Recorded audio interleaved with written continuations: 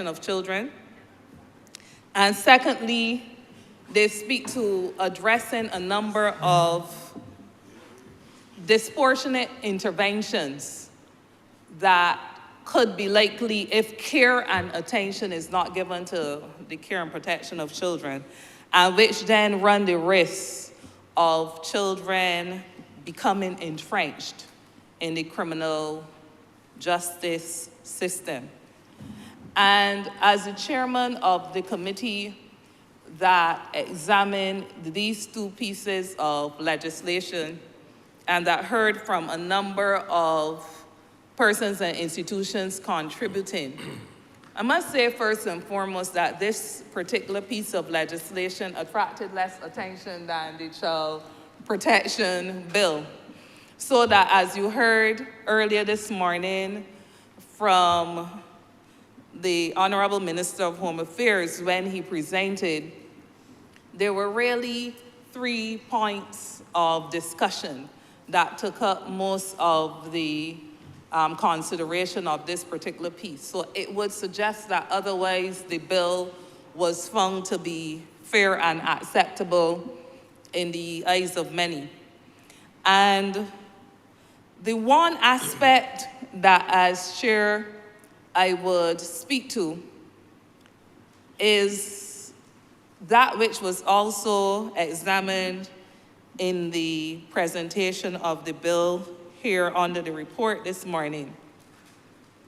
But in speaking, and that's the point of diversion.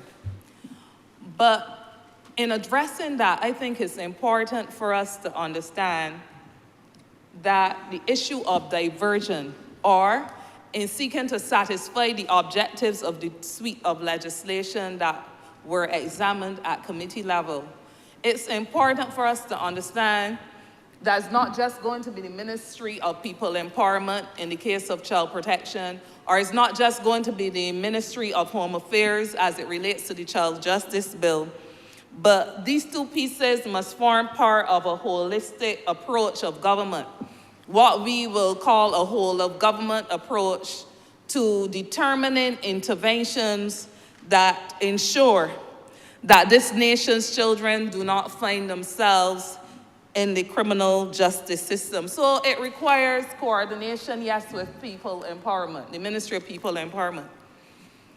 It requires, these two pieces require coordination with the Ministry of Health, with the Ministry of Education.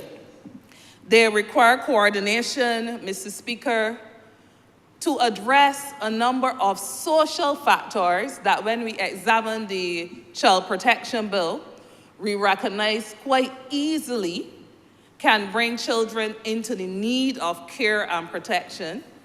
And now that we examine the Child Justice Bill, there's a need to address social factors that can propel children into the child justice system. And what do I mean when I say this? What social factors could be a consideration? Food and nutrition, or better put, the lack of nutrition. Housing insecurity.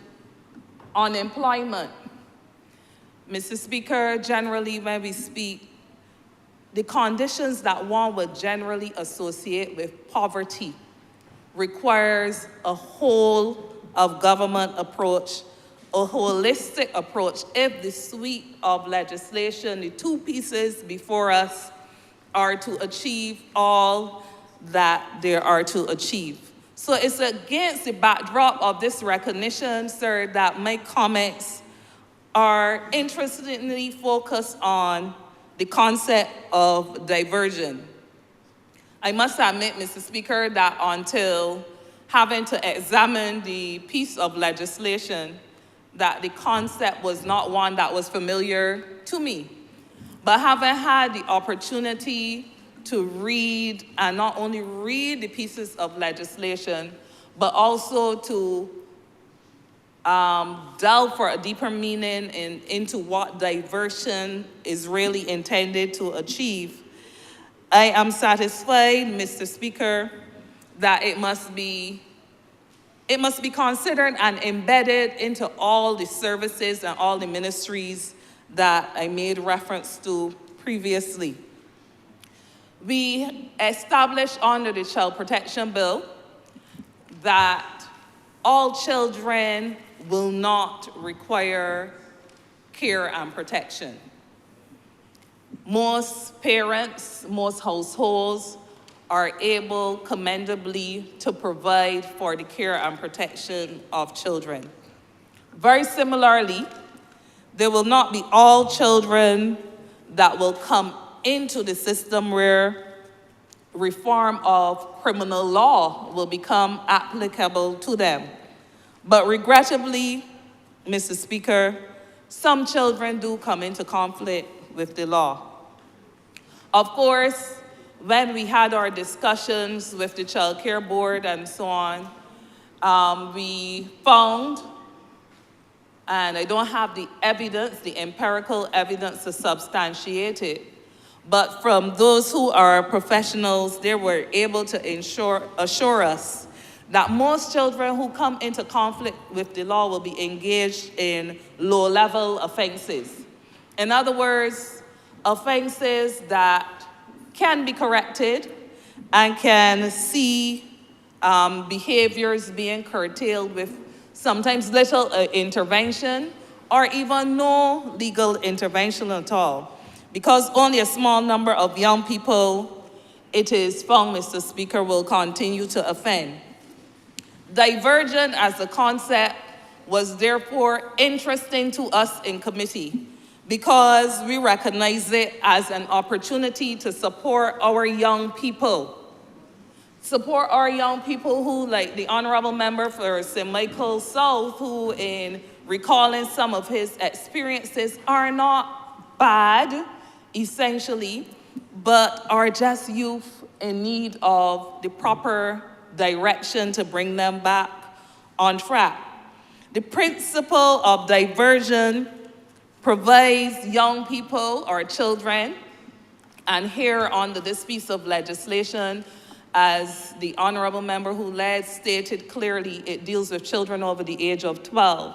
So it is to provide young children over the age of 12 with opportunities to get better support, that they can make better choices for themselves and ultimately contribute to society. Because if we have a system of justice that just examines any form of conflict with the law, of one which merits some detention and the stigmatization and so on that will follow, we see very clearly that we are setting up for a system that makes people feel, well, I already bad, they already think that I ain't a good, so I ain't gonna try. Or that it puts you into a system where you have to be waiting until maybe people forget. Because in our criminal justice system, just like many across the world, you may have opportunities for expungement, but people in a small society don't forget you. And once people fall into the hands of a system, therefore, the likelihood of stigmatization that will follow young offenders into adulthood is there. And that's why we spent some time, because we even considered if the current provision for diversion was a provision that best suited the objective that we were seeking to achieve. Like, should they come before a judge at all? Or should they have to appear in a court setting? And we were satisfied then that, well, engagement at the level of a magistrate may indeed be necessary in some circumstances to make determinations that there's sufficient opportunity that appearing in a court of law would not have to be the case necessarily. Mr. Speaker, as we examine this concept and we engage the Bar Association and we engage other people who commented, we were more and more satisfied as a committee that this was indeed a good thing that expresses the commitment of the government and the framers of the legislation, in particular to be proactive Proactive in the sense that the state is seeking to intervene in those cases where behavior, or in those cases before behavior becomes extreme. And proactive in the sense that a child is provided with the opportunity to redirect his or her behavior, and for their parents to assist in redirecting their behavior. And I speak of proactive behavior, Mr. Speaker, and perhaps I should be a little cautious in this regard as I speak of proactive steps to curtail criminal activity. For you see, Mr. Speaker, there's some who, for reasons only known to them, and who sometimes, perhaps for the purpose of scoring cheap political points, may wish to criticize interventions that are aimed at being proactive and that are aimed at correcting behaviors before they get too far out of hand, and who perhaps would like to see everybody being thrown behind bars. So whether such proactive action on the part of a system is by way of diversion, or whether proactive action is through a national peace program, there are those who would throw cold water, basically, on the efforts that are only aimed to ensure that the criminal justice system is not one that just targets to punish, but that it really targets, as this piece of legislation provides for, to correct, course correct, and assist in the development of our children. I'm speaking, Mr. Speaker, and speaking on the Child Protection Bill, I caution those of us in this honorable chamber to be careful of a number of things. I not only caution those of us in this honorable chamber, but in speaking to well-meaning citizens who are interested in being constructive and are genuinely interested in the development of this country and genuinely interested in the promotion of our democracy. I cautioned us of the need to beware of disorder. And I feel the need, Mr. Speaker, to issue that caution again, especially in the light of some of the things that we heard coming from the opposition over the weekend. Because if we get in the minds of those people that we are trying to course correct or engage in course correction, that there is still a view out there that no matter what good is being done as an intervention is not good enough because there's a characterization of you as being the same yesterday as you are today, then the efforts, Mr. Speaker, the efforts of, or the well-meaning efforts can very well be undermined. I caution of the need for us to be aware of anarchists that will preach democracy, but when you study the actions that they're only aimed at promoting disorder in this country. And I say that against the backdrop of the need, therefore, for us not only to speak in this honorable chamber, and I'm speaking to parliamentarians, to speak in this honorable chamber on the merits of the pieces of legislation. Because the reality is that we go through this exercise and it doesn't meet with many that are out there who will not hear the arguments and debates put in this chamber, but will more likely hear the call-in program and will more likely hear the roadside parliaments and the like. But I caution those of us in this honorable chamber to see it as our responsibility within our various ministries, within the various organizations that we have responsibility for, to speak to the merits of the legislation, make our constituents, different constituents, I'm not only speaking at the level of parochial politics, but the different segments of the society with which we come in contact, not only speak about the pieces of legislation, but to understand exactly what the suite of legislation is intending to do. And the ultimate objective is to protect our children. So I go back, therefore, to the need for us to examine how the Ministry of Housing and its work will also work in diversion.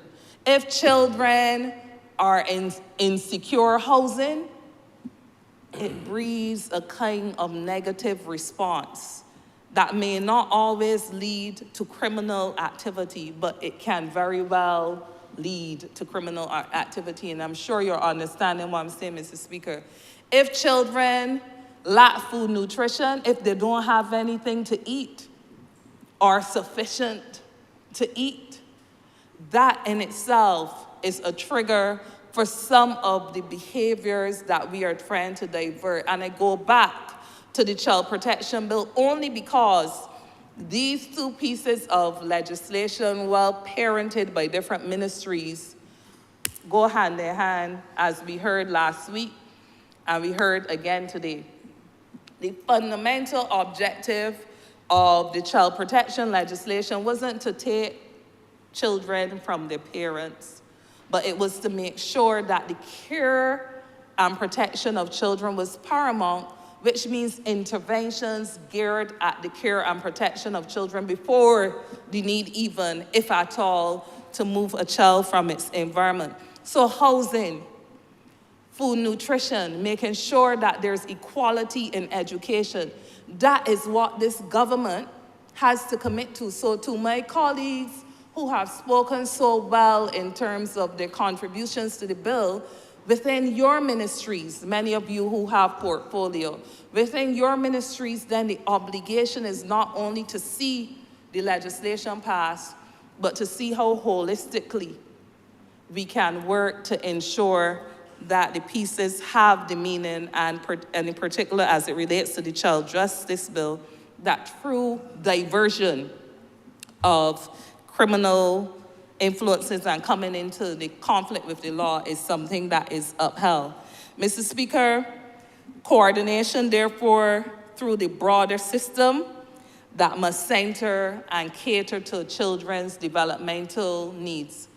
As I said, Mr. Speaker, outside of the issue of diversion, there were very few serious comments that came before the committee on this particular piece of legislation. But there was another concern over the fact that if a minister, or if it was determined or felt that a child has served or spent enough time going through corrective treatment, guidance, counseling to correct course, as we like to say, if it was felt that before the allocated time of corrective action, the child showed that she could go back to the family and that the program of correction could end, that the minister would have the powers to make that determination. And we spent a lot of time trying to ensure that while it may be understood that the minister has to be acting under the guidance of different agencies, out of an abundance of caution, that we got that being made very clear that the minister will be acting under the recommendation of the director and the staff, the professional staff at the respective agencies. And why that's important to highlight is because in many instances, in many different pieces of legislation that comes before this honorable chamber, there is a preoccupation with the power and authority that a minister will have in making decisions. So the issue, that issue was quite commendably resolved at committee, and therefore we commend the amendments there as those which lend to greater clarification of the intent, the particular intent.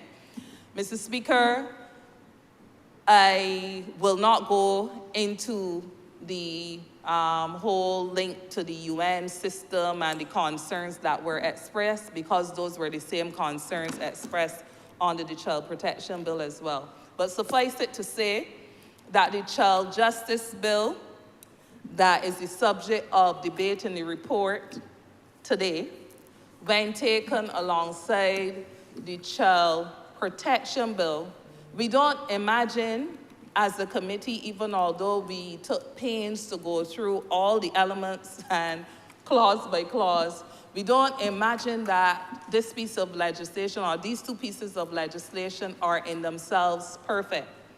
But what we are satisfied with is that we have been very laser-like in trying to weigh as many pros and cons as were available to us for consideration at the time. And we want to assure the public there may be aspects where gaps may still be evident to some.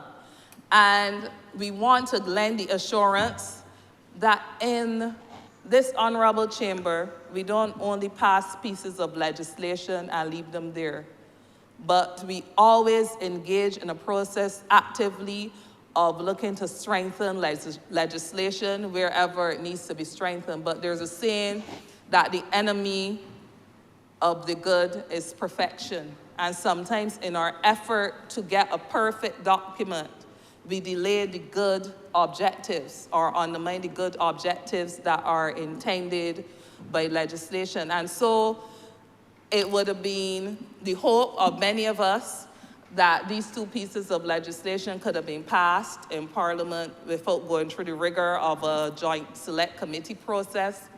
But I'm sure that coming out of it, that all of us can see the value again of the joint select committees in allowing the public, the parts of the public that really meaningfully want to engage and have their voices linked in a way that will make a difference, that they can participate meaningfully in shaping the pieces of legislation in this country, not only as it relates to these. Maybe this one was the first in standing committee, but there will be opportunities for other pieces of legislation that comes under the Social and Environmental Committee and under the other two committees of Parliament.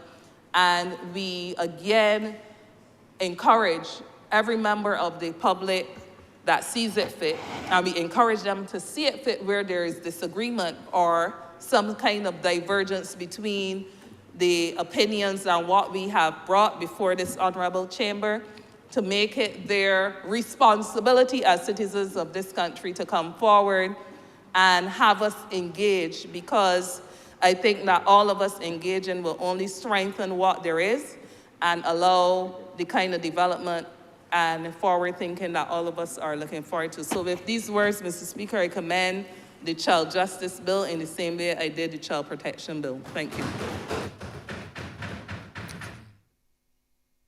Honourable. Thank you, Mr. Speaker. Honourable North. I will be short, I promise. Just a few comments. Mr. Speaker, I essentially have no real issues with the bill. I just want to make, as I said, a few comments and perhaps place a few questions on the table. 5 minutes of your time. Concerns around, I want to speak about the educational aspect to some extent, health, and the legal part of it in terms of the bill. With respect to the education system, I think I'm aware that the legislation speaks to those below 18 years of age, but I have a burning concern. I think I brought it up with the Honourable Member for St. Michael South. South. I had an experience of a 16-year-old young lady walk into my office recently, and it's always useful to use examples for memory's sake. But this child, as I call her, was essentially abandoned by her parents, who were not born here, but they were citizens of Barbados and moved back to their previous home and left this child here with her grandmother. She perhaps had some issues growing up with school and everything, but now I have a 16-year-old in front of me, no parents, no grandparents to speak of, and is now seeking the protection, quote unquote, of what she calls an adult boyfriend. I brought it up with the Honourable Member because of concern. I am concerned of what I am to do with this child. She's trying to get back into school, and that does not seem to be an option. If we're talking about the protection of the child, individuals like this need to be a part of the process. I need to know what to do with this young lady. Where can I send her? And calling the child care board was a no. They had nothing to offer for me, but yet the legislation speaks of all those below 18. So maybe someday soon, something will come up so that we can look after these children between this tender age. They're not adult, and yet they're not children. And this is one of my major concerns on the part of her. And there are others like her. All are not physically well or mentally well, but the dilemma I have, the geriatric system, they're too young for. The what we call the facilities for children, they're too old for. And then there's this group of people, some of them may be mentally incapacitated with elderly parents, and they have nowhere for help to look after these children. Yes, there are a few schools out there, but the good ones, I don't want to say good, but the fact is there are some good, there are some not so good. Are expensive, some of them can't be related. I think we have to start looking at not only the elderly in the population, not only the ones below 12, but this in-between age where they're not quite adult and they're not quite children. I am a proponent, more or less, for the underdog. And if we speak about protection, it brings to mind the situation with the Leicester Vaughan School. And what struck me there is when the head boy of the school so eloquently put it, that if that school were a Harrison College or Queen's College, there would have been provision, adequate and timely provision, for them to do their exams and their school-based assessments. And I wonder how fair the playing field is in terms of protection, because in a sense, this is still protection of the child. We have to protect their future. Exams will always be a part of life. From birth to death, there's always some form of exam. And these are my concerns, that the playing field is not entirely level. For all schools, we have schools where the plants are miserable, and the opportunities for the children at one school sometimes pale in comparison to those in another school. And I have said this several times. Not get anywhere, but I will keep saying it. A child in a school, for instance, in my constituency, deserves to have as much support and opportunity as a child from a more urban constituency, for instance.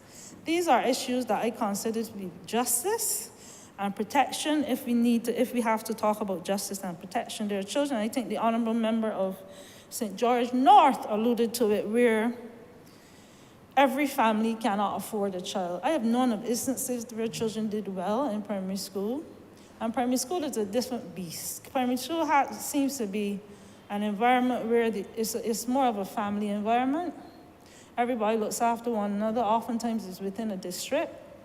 And then they enter secondary school, they did well, and the reality is people consider doing well as Harrison College, the older secondary schools.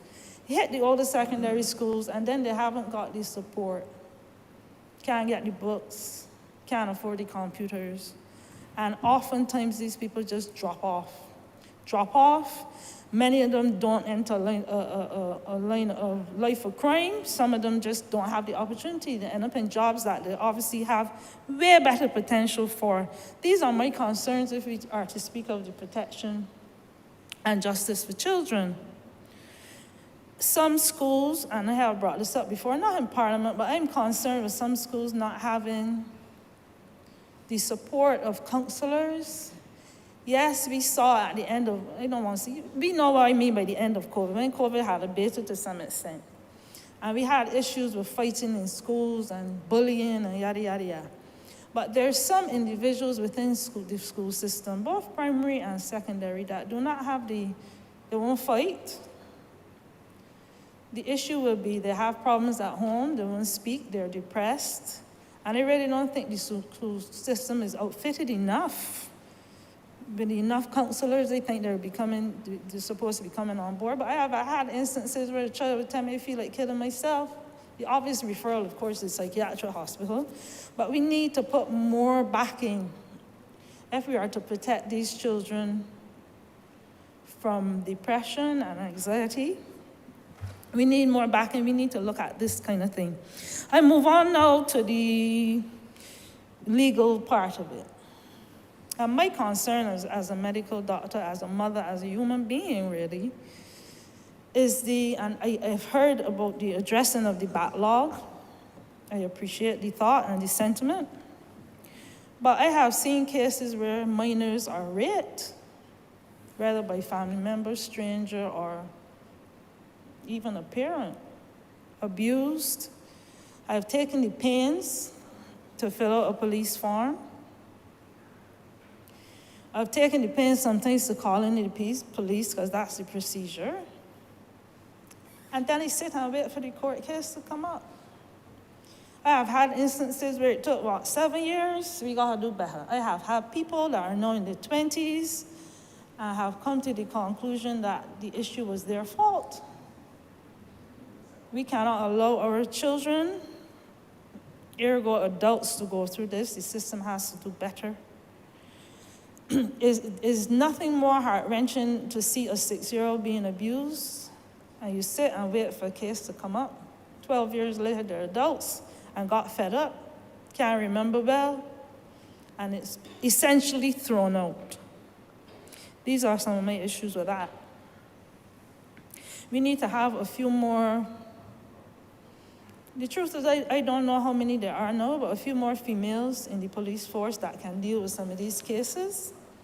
I have had instances where you have a little girl and a mother crying, and we can't find a male doctor. I was not a police physician, but I took it upon myself to see her refusing to have the police doctor come because we just can't handle it. We have to look at the support system in terms of the police force, the legal system.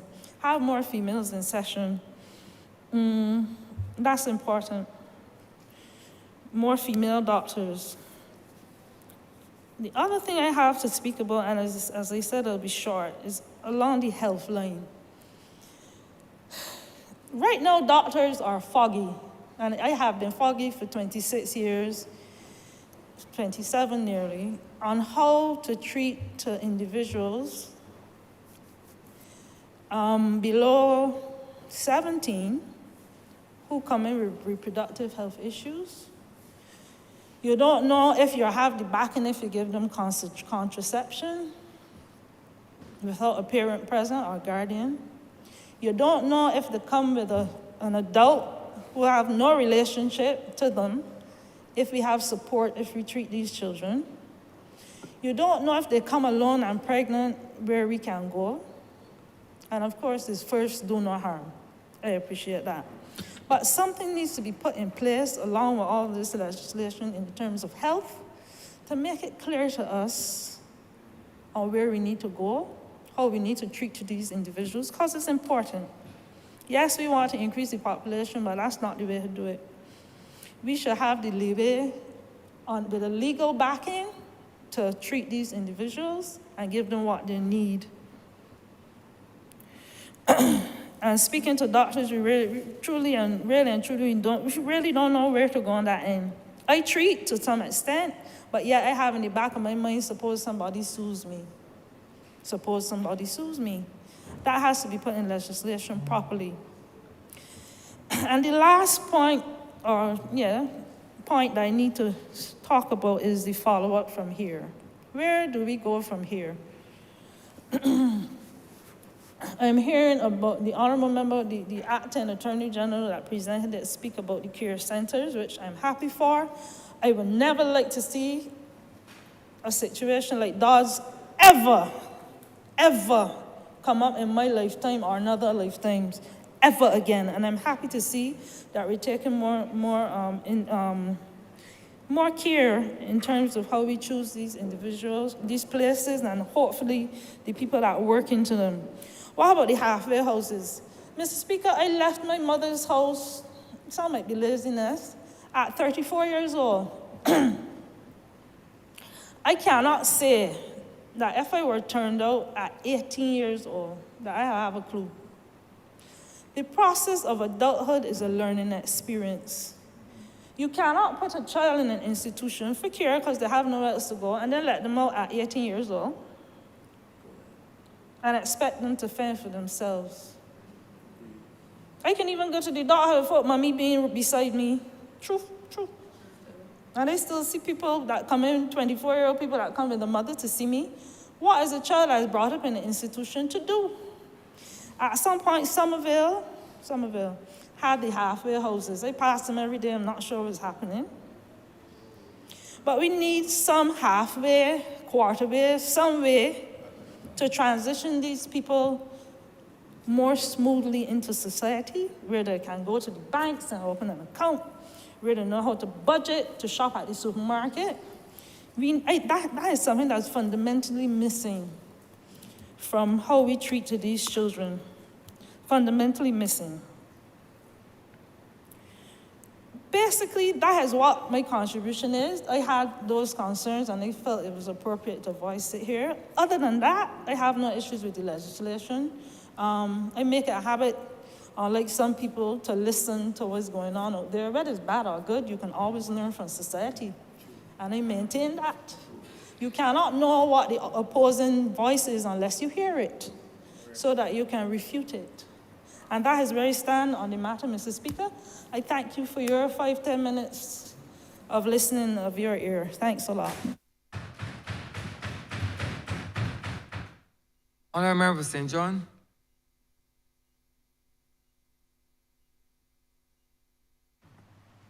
Thank you, Mr. Speaker. Like my colleague, I intend to be brief. My submission today, I'm going to try to be pragmatic as far as this is concerned. The honourable member from St. Philip North asks, where do we go from here? Mr. Speaker, I fully support the bill. Let me say that from the very inception. But I want to look at another view as it relates to this. I believe Chalk Dust, there's a song by Chalk Dust called The Prison Factory, where he speaks, or he's singing about how they make another one. And I want to suggest, Mr. Speaker, and inside of the document, diversion is a major part of it. And I want to say, Mr. Speaker, and I may get some licks for this outside of Parliament, but these are my views. The honourable member from the city, I was at a launch recently dealing with parenting. And I think too often in this country, the process of baby making is flawed.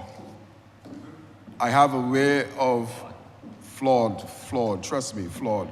Like I said, Chalky talk about making another one.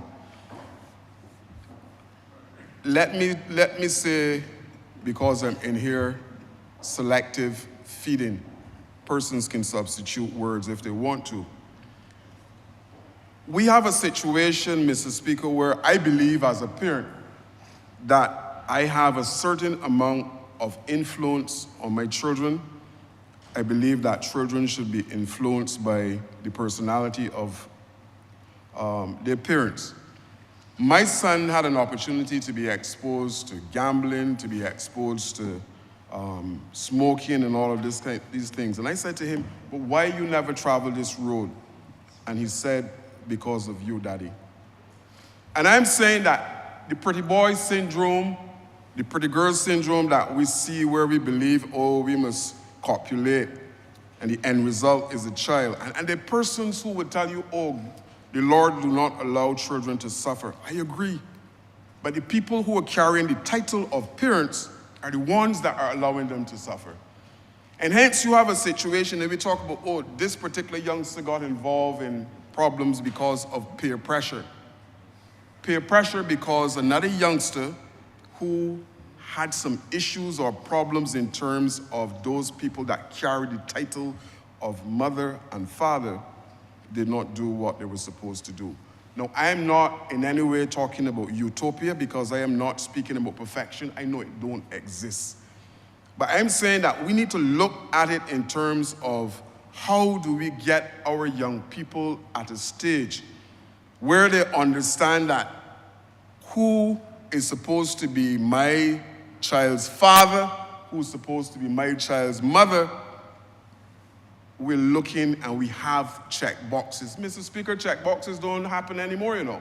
I have 3 children, and I had the discussion with them because I believe that at the end of the day, my grandchildren should be in a certain vein. And I know, like I said, I might probably get lashes for this outside, but I need to speak my truth in relation to this.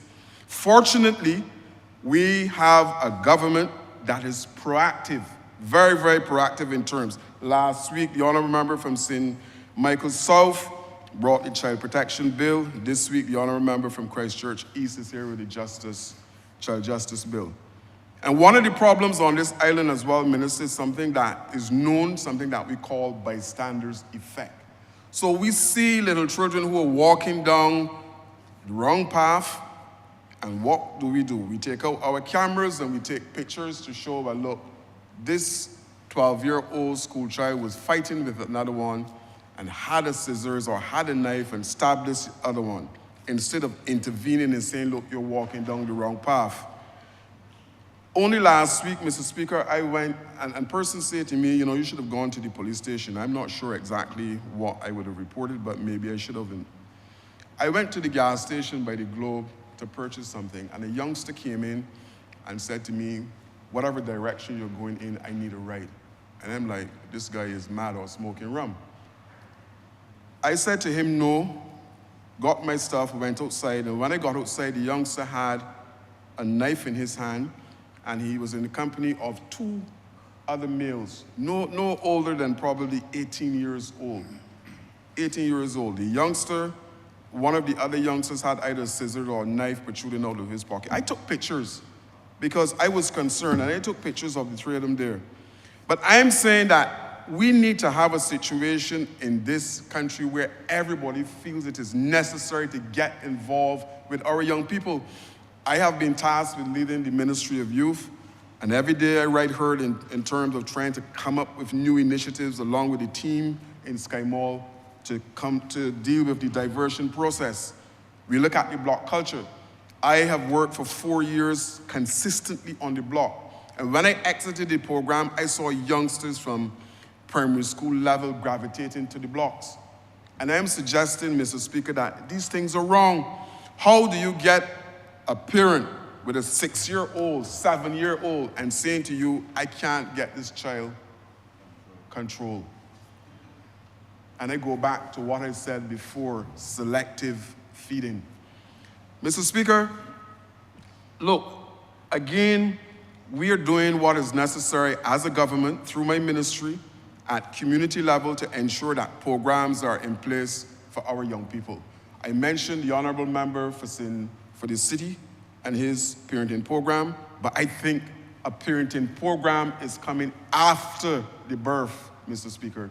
And we need a program to educate our youngsters who are looking to get involved in parenthood, like I said, to be able to check boxes, because if we don't do that, then Chalky's song is going to be very, very relevant. We're going to continue to make another one, and another one, and another one. Not speaking about utopia, not speaking about perfection, but we need to be able to have that serious conversation with our young people. And we're doing all of the necessary consultations in the ministry. We're having programs on an annual basis, sometimes twice a year, where we hear feedback from our young people and provide them with information. We have youth officers who are putting projects together to engage our young people. Diversion. But it cannot be a situation where the bystanders effect continue to kick in and we expect a different result. All of us who are able to intervene in the lives of these young people need to reach out, need to reach down, and believe that we have a vested interest. Because last week I mentioned about these same young people rocking the cradle of our future, and we have that important role to play in terms of how we treat to it going forward. Mr. Speaker, I believe that, the honourable member from St. Philip North spoke about those persons who are exiting the system at 18. I, like her, I don't believe that they're ready. One of the things that feeds the block culture is the fact of overcrowding in households and the need to be outside with somebody who is showing love. Mr. Speaker, it all boils down to this thing of parenting. I may be wrong, but I'm suggesting from my perch as Minister of Youth, from my perch of working on the ground as a youth officer for 20 plus years, that we need to curtail it, and then the honourable member from Christchurch East would have less issues in terms of having a feeder program, and forgive me for calling it that, a feeder program into GIS, a feeder program into the senior Dodge prison. So, Mr. Speaker, I said I would be brief. I wanted to share my thoughts on this, and I believe that these are things that if we do as a collective, if we do these things as an individual, if we do these things at community level, and then it goes up to the macro level, where we all look out. Prime Minister talked about seeing people and feeling people. And I hope that this is something that resonates across the nation, because it is not happening now. It is happening in patches, but it is not happening at a large enough scale for us to impact and have the type of results that we're looking for. Like I said, child protection bill, it is there. The honourable member from St. Andrew last week mentioned it, and I too asked if it is a case that statutory rape is just another thing now for TikTok on this island. Because the reality is that we see those youngsters, 13, 14 and so pregnant, and we say as a norm, and we throw a pity party. Oh, I'm sad to see this. But we got to move past the pity party and get involved at that personal level. And if all of us do that, then my job as Minister of Youth is going to be made so much easier, because we have more hands on deck that are looking to guide our next generation. Mr. Speaker, I'm obliged. Honourable member for St. James North. Thank you, Mr. Speaker. I rise in support of the bill before Parliament here today, the Child Justice Bill. And I think it's essential, sir, as the immediate past Home Affairs Minister, to give a background on the issue and to contextualize what we are debating today. This bill, when it becomes law by proclamation, signature of the President, will repeal two extremely outdated pieces of legislation, sir. One, the Reformatory Industrial Schools Act, 1926, and then the Juvenile Offenders Act of 1932. Both of these acts essentially passed in this Parliament 100 years ago. Very few Barbadians were alive when these two pieces of legislation were passed. We were in a colonial state, sir, not that far past slavery. The conditions of our people, black people in this country, were essentially not much better than they were during slavery. It was just, of course, after the First World War, in which Barbados, as a colony of England, was involved and Barbadians fought. It was a situation, of course, before the 1937 riots and the subsequent Mon Commission, which spoke about the depraved and the humiliating conditions that black people lived in this country, sir. So within that context, those two pieces of legislation were passed to essentially keep children, black children, where they were, in the station where they were born. So they had flogging. You could be put in the detention center, whatever it was called then, sir, because you were on the road begging, because you were asking for alms, as they called them then, at that time, because you were in a social and housing environment where prostitutes, that's the word used, lived and went on, because your father was convicted of sexual offenses involving young girls, all of that could automatically land you in a detention center, sir. And the law there, then, and it was unconstitutional, and we still have the law today up to when this act now becomes law. Certainly unconstitutional, and when I was Minister of Home Affairs, it troubled me tremendously that the minimum sentence for a child to go to government industrial school, DODS, was 3 years. A magistrate had no discretion to sentence a child to less than 3 years. Minimum 3, maximum 5. Had to be unconstitutional, must be unconstitutional. And I've spoken with you on previous occasions, Honourable Speaker. You know that we've spoken and discussed this because it doesn't happen for adults. For adults, a judicial officer has a discretion, whether the judicial officer is a magistrate or a judge, to sentence on conviction an adult to less than 3 years. But here we are sentencing children, 13 and 14 years old, to a minimum of 3 years in a detention center. Absolutely unconstitutional.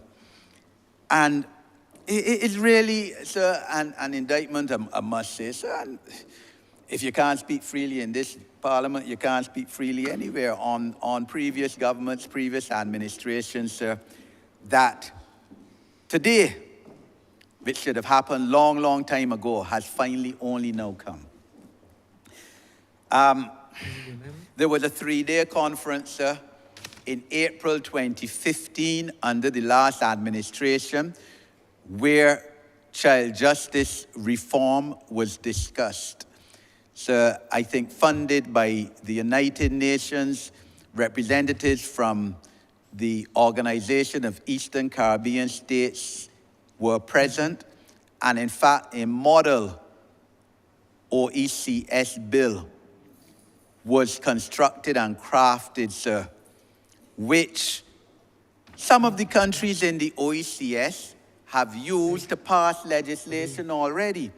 So Antigua has similar legislation in 2015, St. Vincent in 2019, St. Lucia in 2021. But we lagged behind. And the model legislation was there. So when I became Minister of Home Affairs, a document was brought to me shortly afterwards.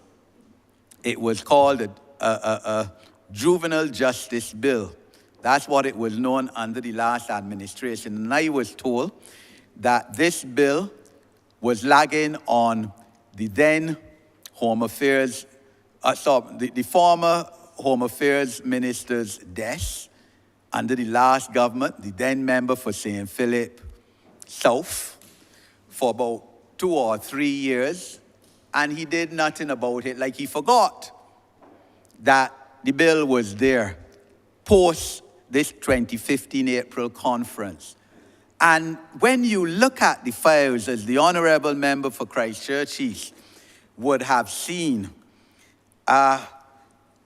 in February, suddenly it seemed like if the Honourable, the then member for St. Philip South, like his leader, woke up from his slumber and said, but look, this bill needs to go to Parliament.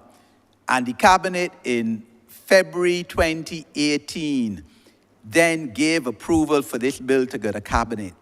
But of course, by February 2018, in fact, the last administration was already over time, was past its 5 years, and in March, I believe, within a couple of weeks after that, we walked out. Opposition members of parliament said we're not coming back because this is ridiculous. 5 years is accepted as the time frame for a period between elections, and we are not condoning this.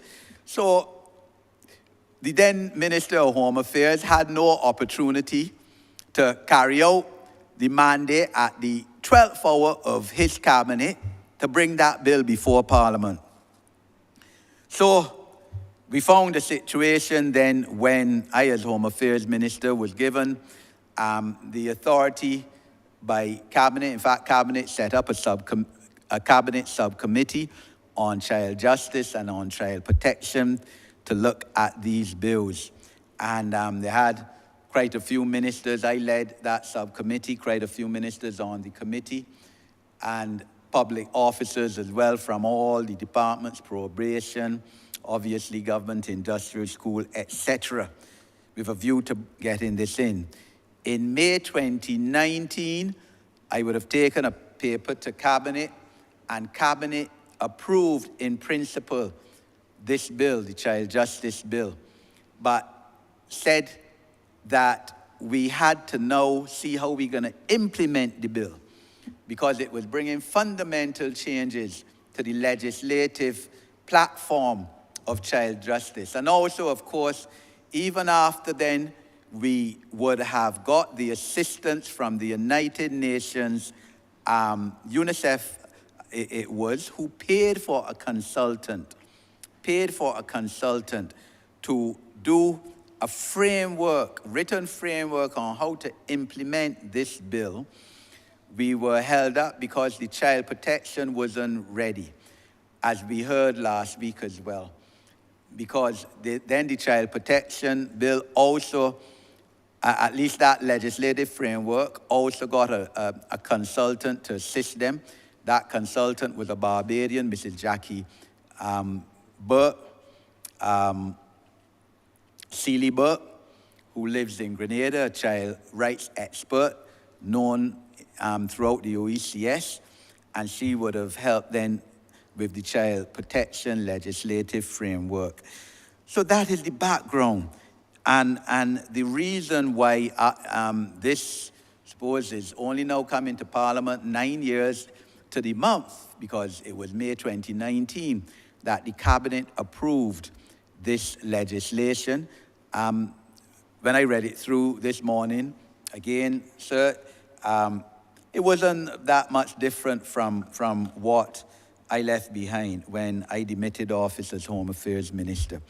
But obviously we had to, it couldn't come without child protection. Clearly it needed consultative process again, Joint Select Committee.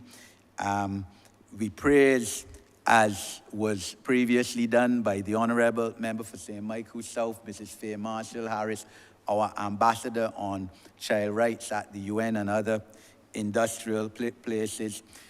She assisted me as well a lot in it. She had done, even before I became minister, a comprehensive paper on child justice and showing the severe defects in our legislative framework and what we should be doing to get us where we are today. And I have to also praise the Joint Select Committee, as I did last week, on the process which it went through and allowing the public to feed in and have their say on this legislation, even if many changes, few changes only were made. And so indulge me, please, to speak a bit of the Joint Select Committee process. We also have at the present time the Policy and Governance Committee looking into, Joint Select Committee of both Houses of Parliament looking into the cybercrime bill, sir. And the Honourable Leader of the Opposition, I regret, sir, that he has not contributed. He could still come and contribute, sir, to this debate today. Perhaps it is that he said everything he had to say last week, has nothing more to say now. But he made some statements, that honourable member, on Sunday, sir.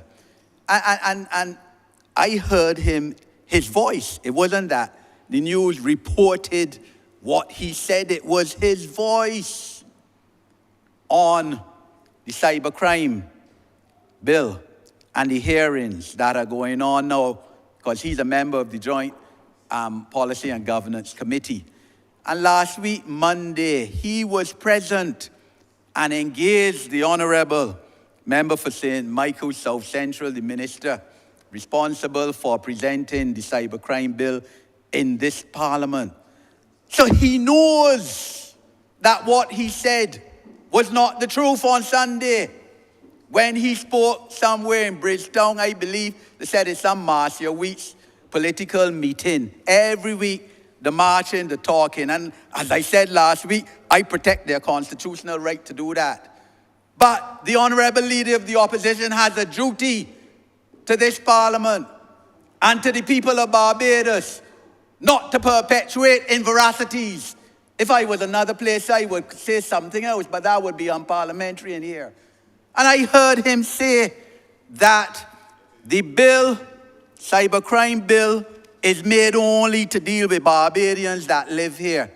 And that we come in to lock up Bajans who live in Barbados. And that it does not speak to Bajans who live outside of Barbados. So I could not believe my ears. That is Silk, someone who is a senior Silk in this country, who knows better. I'm not saying that he ought to know better, because I know he knows better. He and I went through law school, law faculty together 40 years ago. I know that he knows better. I know that he knows he's not telling the truth, because we engaged him last Monday.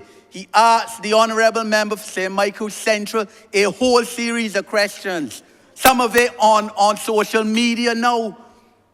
And the comments on the social media are that he behaved badly, he's a disgrace, etc., etc. So I know he knows that when Section 3(1) of the cybercrime bill as presently drafted, this act applies to an act done on a mission made by subset 3, by a national of Barbados outside the territory of Barbados, if that person's conduct would also constitute an offense under the law of the country where the offense was committed. Oh, Lord, you don't have to be a Silk, not even an attorney at law, to understand that plain language.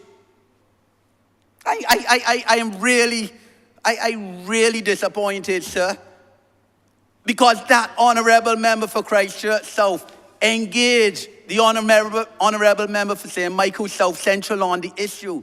He asked her, does the United States of America have a cybercrime bill? The answer was yes. Does Canada have a cybercrime bill? The answer was yes. Does the United Kingdom have a cybercrime bill? The answer was yes. So in other words, Barbadians living in those countries, and we all know Europe had European Union members, 27 of them, obviously have cybercrime bill, because the Budapest Convention applied to all of them. So he knows that any Barbadian living in any of those countries, right, plus another 70 odd, because about 74 countries signed the Budapest Convention, have cybercrime piece legislation, and that this Section 3(1)(c) is clear that Barbadians living in any of those countries that have cybercrime legislation, that when we as well pass the Mutual Assistance Amendment Act together with the cybercrime bill, that Barbadians living in those countries will come under the cybercrime bill. But yet, I can hear his voice saying that this isn't true and that this bill brought to lock up Bajans living in Barbados. I totally condemn that kind of opposition politics. As I said last Tuesday, I understand what opposition politics is. I had 5 years, three months of it as part of the last decade when I was an opposition MP. But I always felt you do not try to be malicious. You don't try to play on the ignorance of barbarians. And I certainly feel that I have a responsibility as a member of parliament to use the doctrine of the Right Honourable Tom Adams. Do not let a lie get ahead of you in politics, because you're going to have hell to catch up with it. I feel it's my responsibility as chairman of that committee to come here today to say that this kind of nonsense has to stop. Stop this kind of political foolishness I don't understand.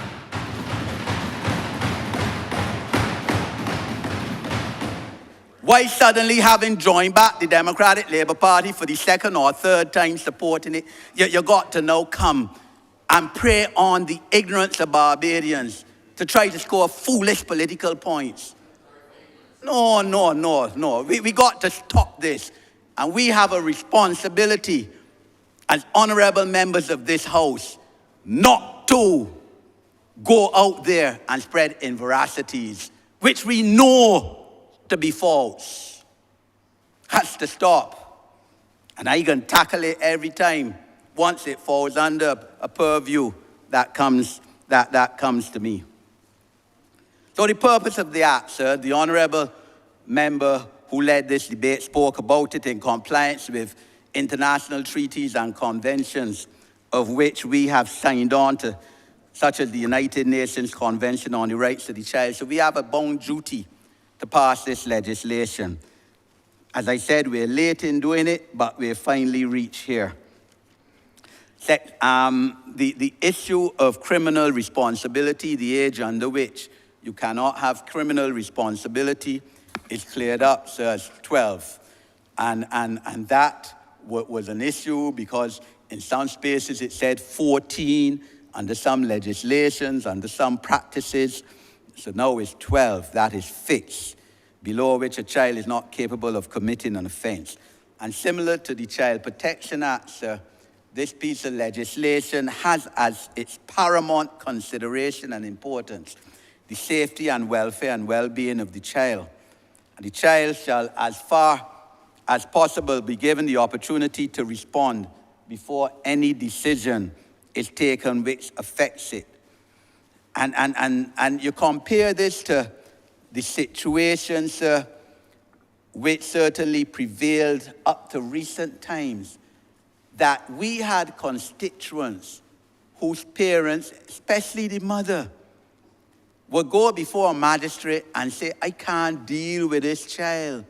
This child run a 12-year-old child or well, not 12, 13 or 14-year-old child, 15. I can't deal with this child. This child running about with men. I feel she having sex already, or in fact, I know she having sex, and I want her put in the girls' industrial school. That is what happens, sir. We know that's all of that done with this act now, with this piece of legislation. I got constituents that went in, girls' industrial school, under those circumstances. That's the truth. So the child has to be treated with respect and shall not be treated more severely than any adult would have been in the circumstances.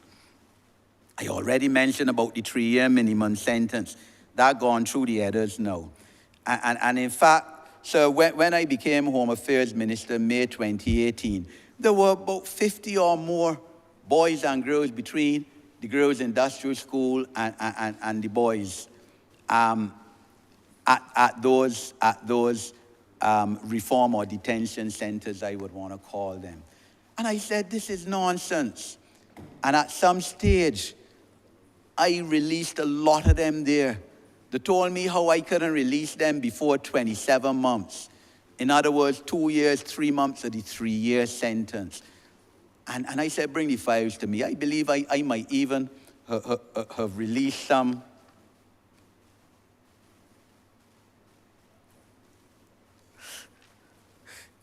It might even have, I might even have released some before the 27 months were up. But if I recall, when I demitted office as Home Affairs Minister, there were about 20 or so between boys and girls at the two institutions. And speaking with the Honourable Member for Christchurch East today, he told me there are only 6 now. Come down tremendously. Because the 12 now. Because the issue is this, and that Honourable Member was correct in his presentation today. He said that he never heard about any white person in those schools. Why even go further? I never hear about any middle economic income child there neither.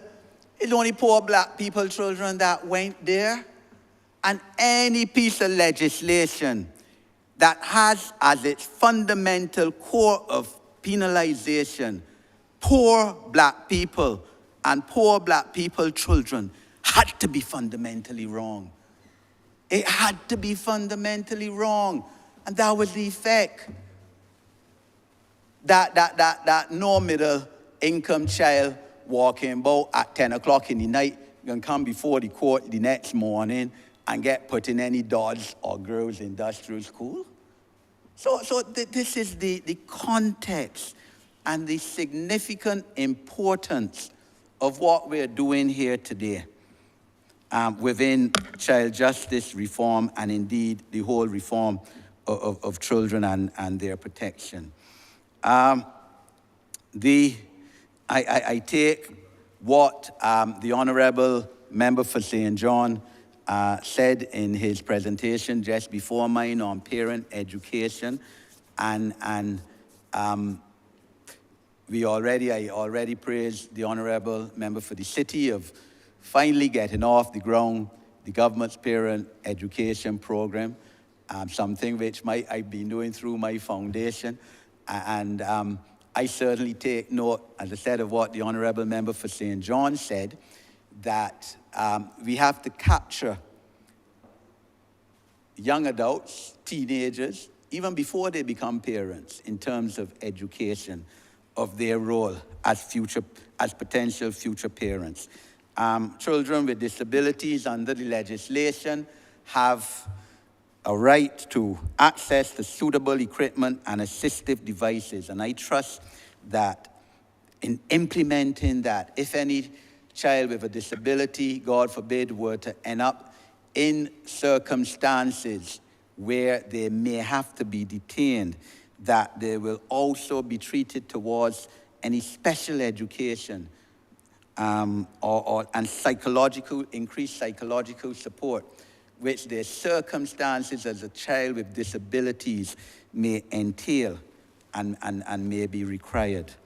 So I just want to clear up one thing. When I said that it is had to be condemned that an honourable member of this parliament, far less holding constitutional office, ought not to prey on the ignorance of Barbadians. When I say ignorance, sir, I mean lack of knowledge.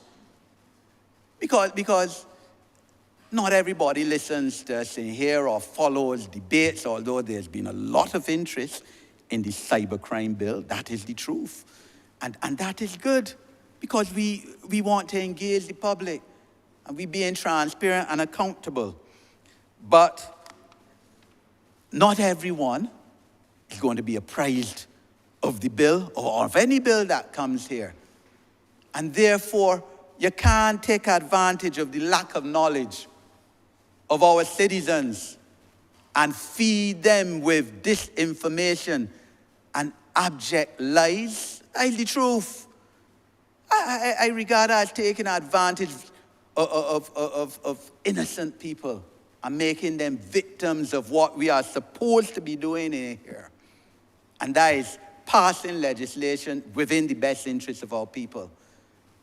And I totally condemn, as I said, any member who knowing the oath that they take when they have to come in here, then goes, and because Barbadians or people in this country may not be fully apprised and aware and knowledgeable of what's going on, to come and say something that they know is not true. Even the statement about I think ministers, is it? Getting per diems of $1,000 a day. I would hope that ministers speak and clear that up, because I know for a fact that they get no more than US $200 per day. No more than that. I think it's 185. Because when I was a minister, it was 185, I think, US, and I don't believe that that's gone up. See, even that kind of situation about how you get $1,000 a day and travel first class. Well, again, like I said, it'll have to be the ministers to think about. But I don't believe that it's first class at all. I think it is business class or over trips of 4 hours or 3 hours a time. So this kind of, as I say, I am disappointed, really and truly, in the Honourable Leader of the Opposition on these issues. The Probation Office will have a major role within the context of this bill. That there's a requirement under this legislation for a probation officer to within 24 hours after a child's apprehension, to become involved and to assess the child and to intervene on the part of the state in the child, to try and keep the child now out of before the law courts. And that point is essential, because as the Honourable Member for St. George North said, this is Barbados. And all of us know about Barbados. That is how we get in here in the first place. And we know that in Barbados, don't mind you say that the newspapers can't report on a child in conflict with the justice system before the courts, but the village gonna know, and the word gonna spread. Lord, you know, XY child, Maisie child was before the court this morning, and then don't mind that. Say that after you serve your 3 years, that your record white clean. But this is Barbados. You're going to be known as a jailbird for the rest of your life. Don't mind you went in there at age 13 or 14. And everybody know, man, look, man, that is a Dodge boy. But I saw that they have people, and it visited on your children too. Because they would say, man, don't mind he fathered it a Dodge boy. Dodge, the government industrial school. So you want to try to keep a child out of the criminal justice system. And the probation office has a serious role in that, and I trust that the Honourable Minister of Home Affairs will ensure that the probation office is given the institutional strengthening, the numbers, the resources, the computerization, to make it fit for purpose for this legislation. Again, when I was minister, I know that we were embarking on reform of that office and looking to see how we can give it the resources to, in terms of numbers and computerization as well, included to deal with this bill. That was part of the implementation process that we were looking at to strengthen that department, because it's all right for us to come in here and pass laws, but we got to make sure that they are effective on enactment. So Section 11, for example, gives a lot of powers and duties to probation officers, which they can only fulfill if they have the numbers. And probation officers, for example, should assess a child within 96 hours prior to the child appearing at an initial inquiry relating to the child. Section 8. Issue of legal representation of the child is very important, sir. In other words, sir, a child must be able to retain your services as a silk if they want that and if they choose to. And therefore, the Section 65 provision, Clause 65 as it is now because it's still a bill, provision that legal representation of a child by the government at all stages of any administrative or criminal proceedings is important. And the magistrate has the authority to only direct detention of a child to the secure residential facility after they've taken into account the probation officer's recommendations. The issue of wandering, sir, that troubled me tremendously when I was Minister of Home Affairs. And yes, as the Honourable Member for Christchurch East said, we had in the bill that I would have taken the Cabinet May 2019, that Cabinet approved in principle, sir, that wandering will no longer be offence, as it is obviously now in this final version of the bill. Wandering again had to be unconstitutional. Had to be unconstitutional, sir. Again, you and I have spoken on this on many occasions. And it took the court, sir, Justice James, when he was in Barbados in March last year, to say that that offence was unconstitutional because it focused almost exclusively on girls. You never used to really hear about boys coming before the court and being sentenced to government industrial school for wandering.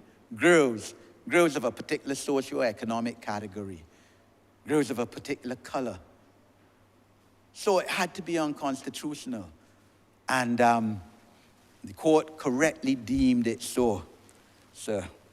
That is the truth. Before Parliament could so deem.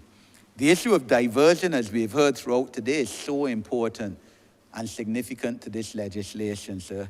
And in Clause 34, it speaks to the opportunities that a child would be given now going forward after this act is passed in terms of options to keep it out of the detention center, the education,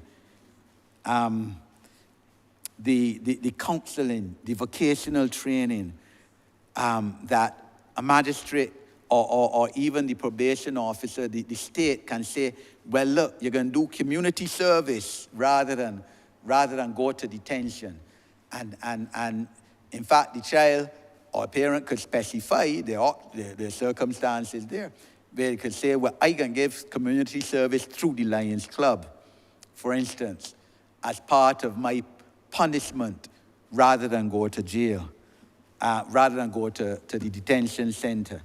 The intervention of probation officers, the child, you could make an order that the child is prohibited from going in a particular district or lineman on the block, rather than sentence the child to detention.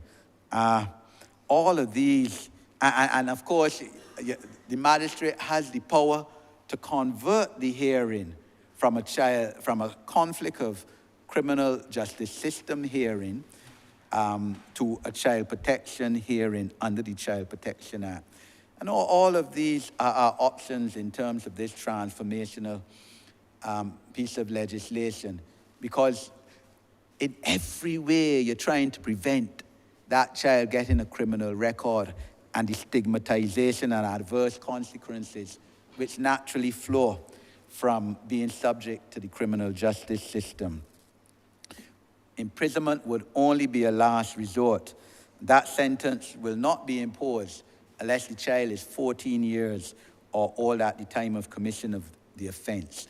The issue of this legislation doing away, saying that there shall be no flogging, no corporal punishment or cruel and inhuman treatment of children, degrading treatment of any child in the detention center is so important, because one of the issues which confronted us, our administration, were allegations of children being beaten and corporal punishment and degrading treatment in breach of the international treaties that Barbados has signed.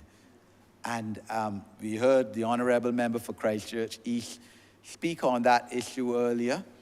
But certainly, any such treatment is now made illegal under this Act.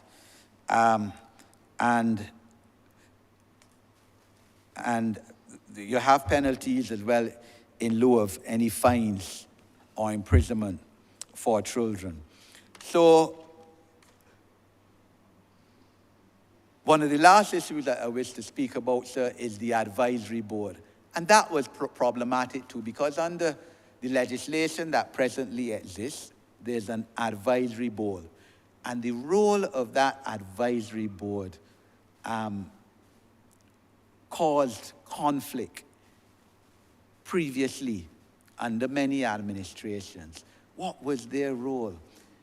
The law said they were to advise the minister, but a lot of advisory boards got into issues with trying to run the government in the industrial schools.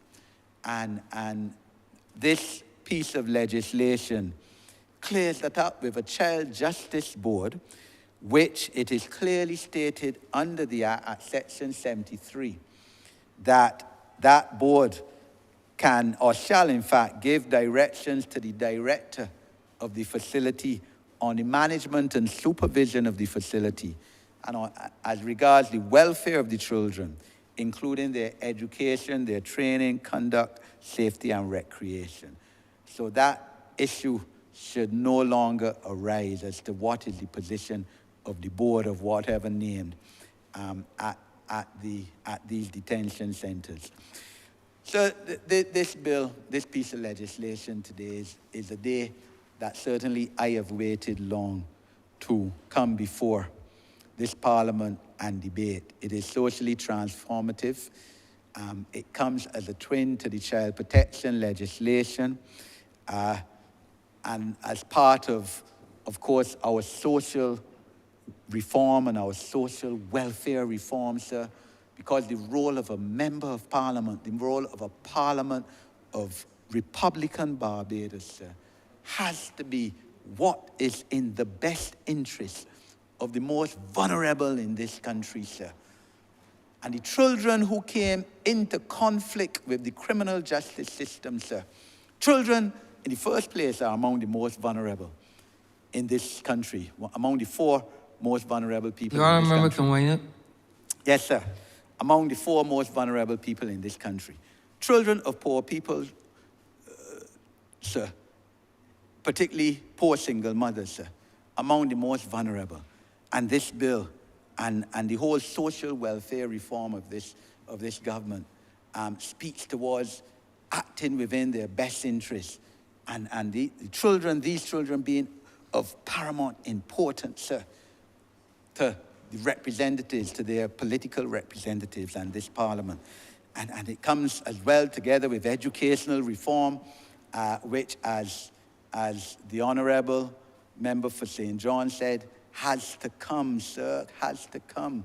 Reform of the 11+ and all of that. I know the Honourable Prime Minister spoke 5 years ago about the common entrance being abolished, and when she was Minister of Education, had a vision for educational reform. But I accept that Parliament and Cabinet has to pull the country along and can't move so far forward in front of the people. And therefore, educational reform, while it has to come, sir, may be taking a bit too long for some of us, sir. But certainly reform of curriculum and etc. has to come very, very soon. And is in the process of coming with teacher training in relation to reform of the curriculum. And we look forward as well to immigration reform, to prison reform, to other social reforms within this country, because that is what we are here to do, sir. And I am happy to be able to rise in support of this bill today. I'm obliged to you.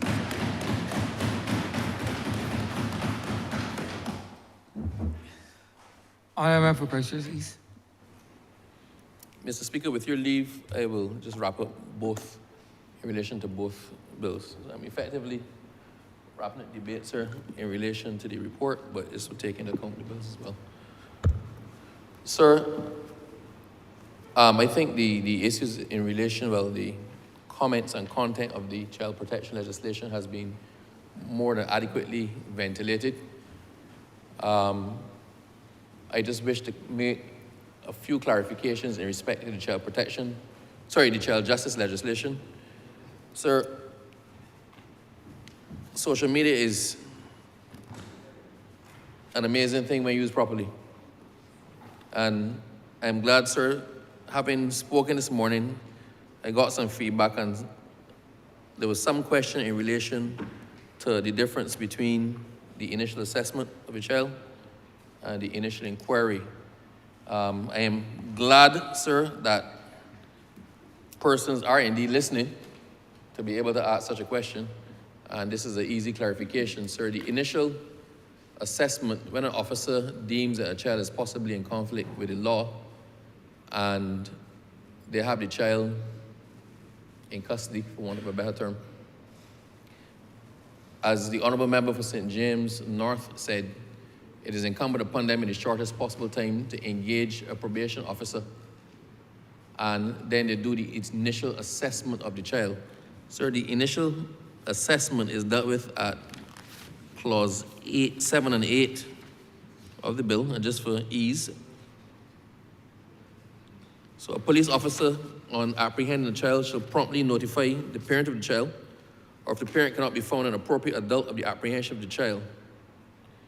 Where the officer has notified the parent or appropriate adult of the apprehension, the police officer should then inform the child and the parent or appropriate adult in the presence of the child of the right of the child to be informed of the nature of offenses to have been committed by the child, to seek the advice of an attorney at law, to have a parent or appropriate adult present where the child is questioned, interviewed, or assessed in relation to the offense or offenses alleged to have been committed, that the child has the right to remain silent, and to be informed of the procedures to be followed pursuant to the Act and any other relevant enactment in force. And the police officer who has apprehended the child or any other police officer shall not later than 24 hours after the apprehension inform a probation officer of the apprehension. So once you take a child into custody, then you have to notify the parents in the shortest possible time. And in any event, you have to notify a probation officer within 24 hours, sir.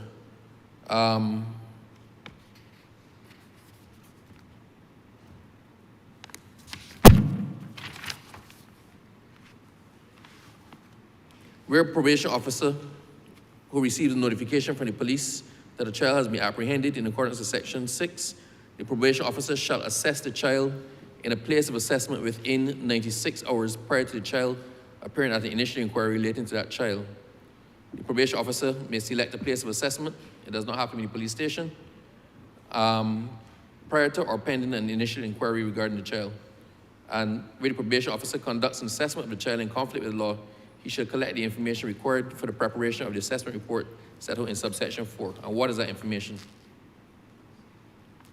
The information, sir, is the name of the child, the age of the child, the offense alleged to have been committed by the child, name, address, and telephone number of the parent or appropriate adult, name, address, and telephone number of the attorney at law representing the child, whether the child has been released into custody of a parent or appropriate adult, is being detained in a place of safety, or is being detained in a secure residential facility, and any other information concerning the child which will assist the magistrate at the initial inquiry in determining the prospects of diversion, the possible release of the child into the care of a parent or the care of an appropriate adult if the child is in detention, and the placement where applicable of the child in a particular secure residential facility or in a place of safety, given due consideration to the age, physical, and mental status of the child and the degree of the alleged offense.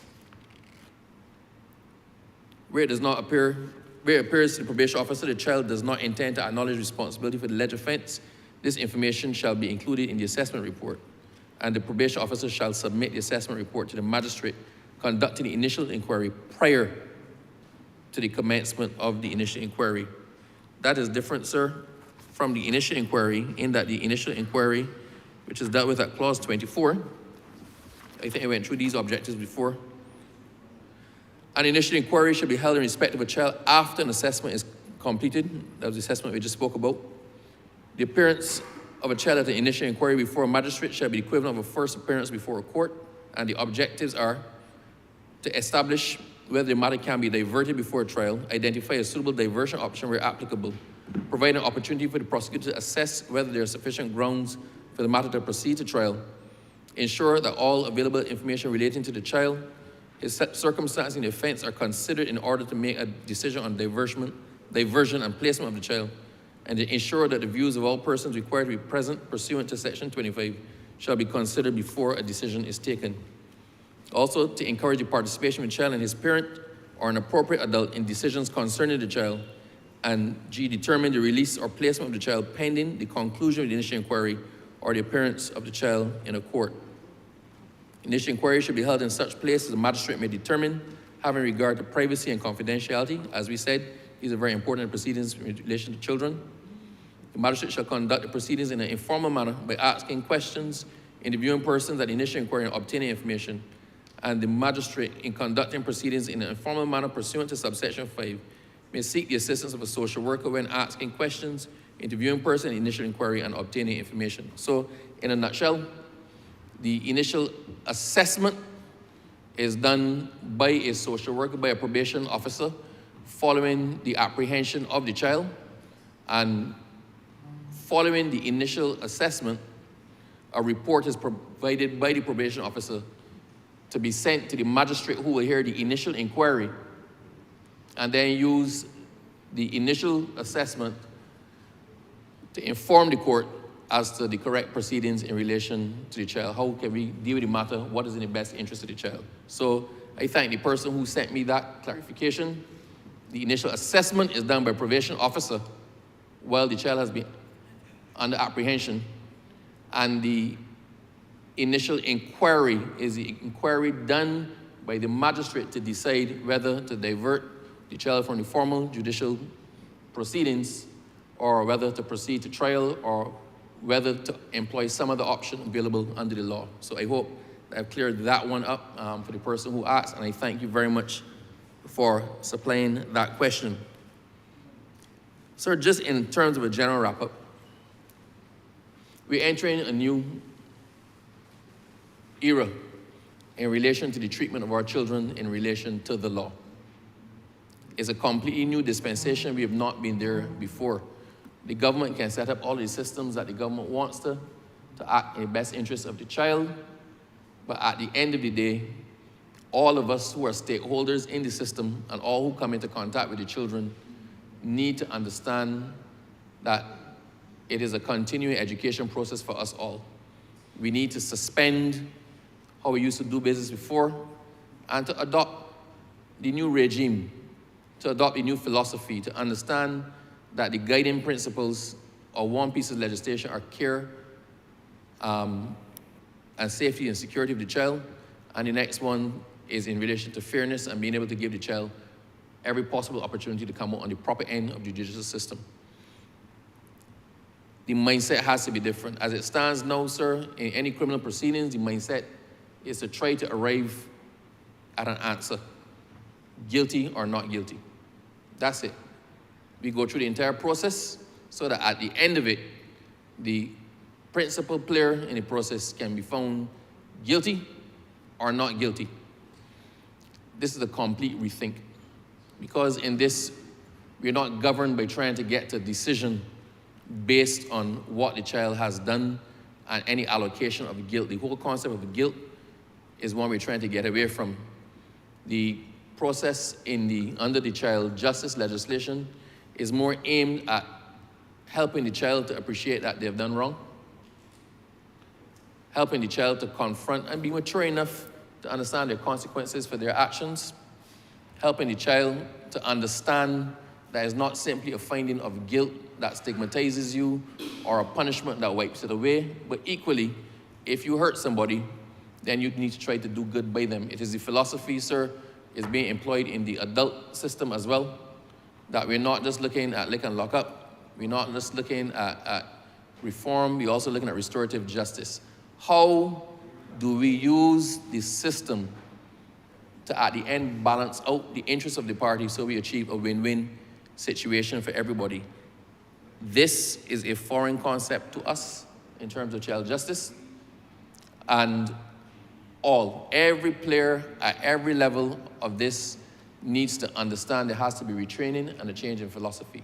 From the first police officer who comes into contact with the child, you need to understand it's not about frightening the child. It is about trying to get to the bottom of what is going on. Why do you do it?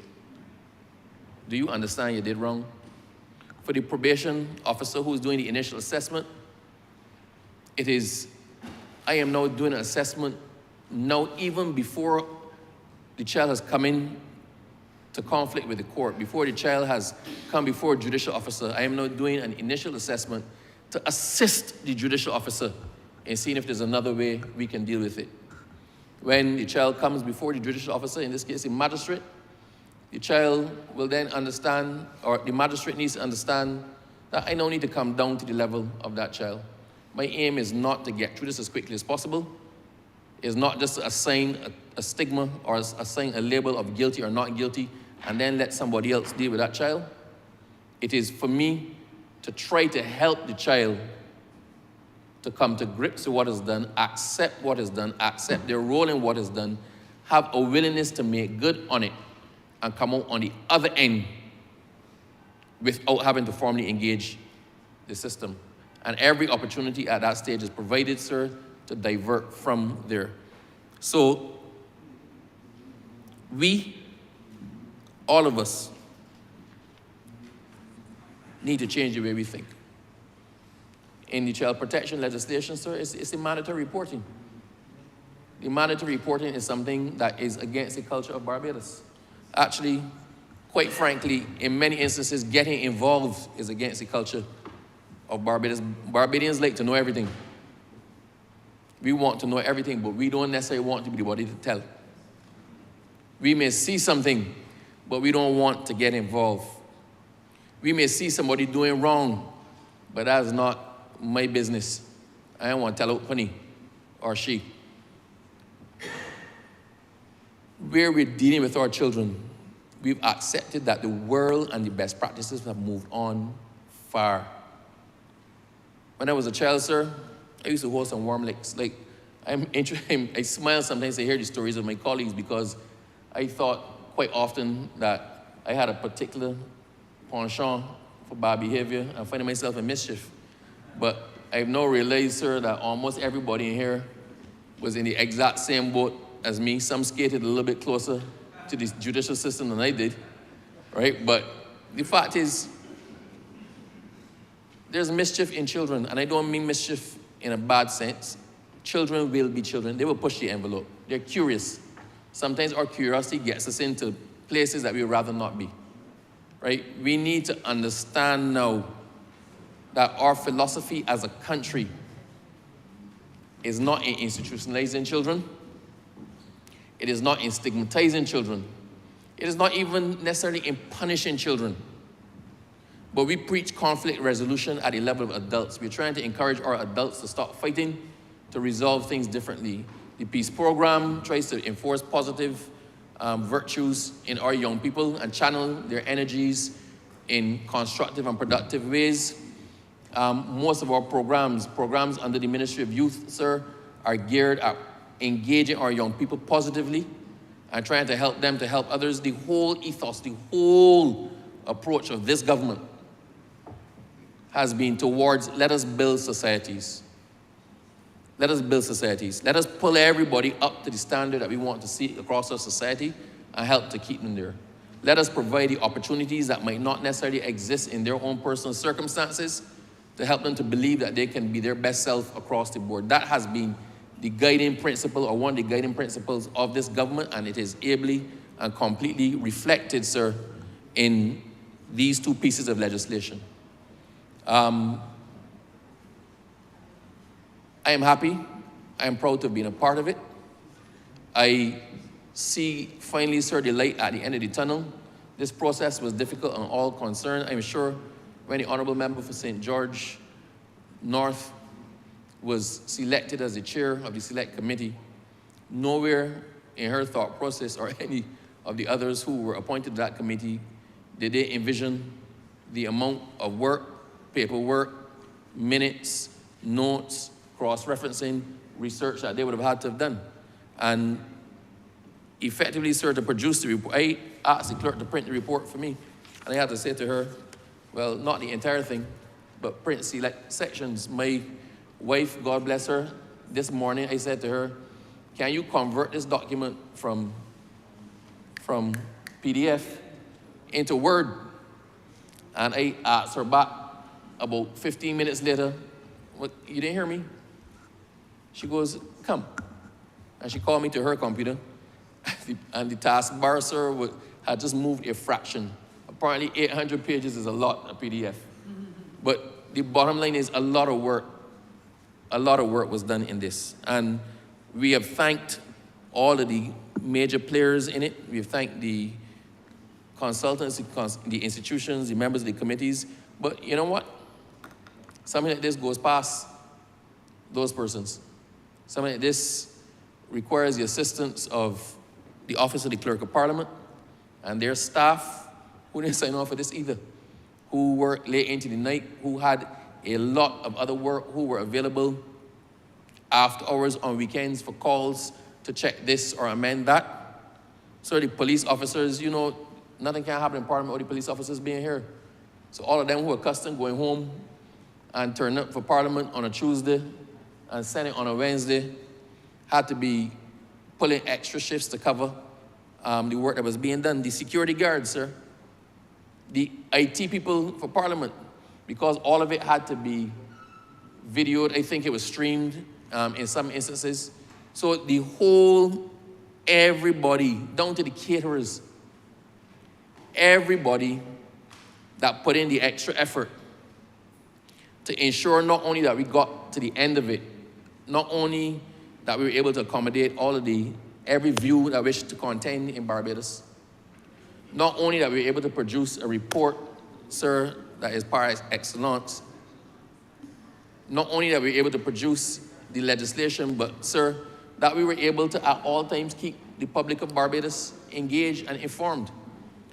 Anybody that has any residual confusion after this entire process up to this minute about the applicability or the terms or the reach of either the child protection legislation or the child justice legislation, sir, is in that position now because they choose to be, not because they did not have the chance to become fully informed.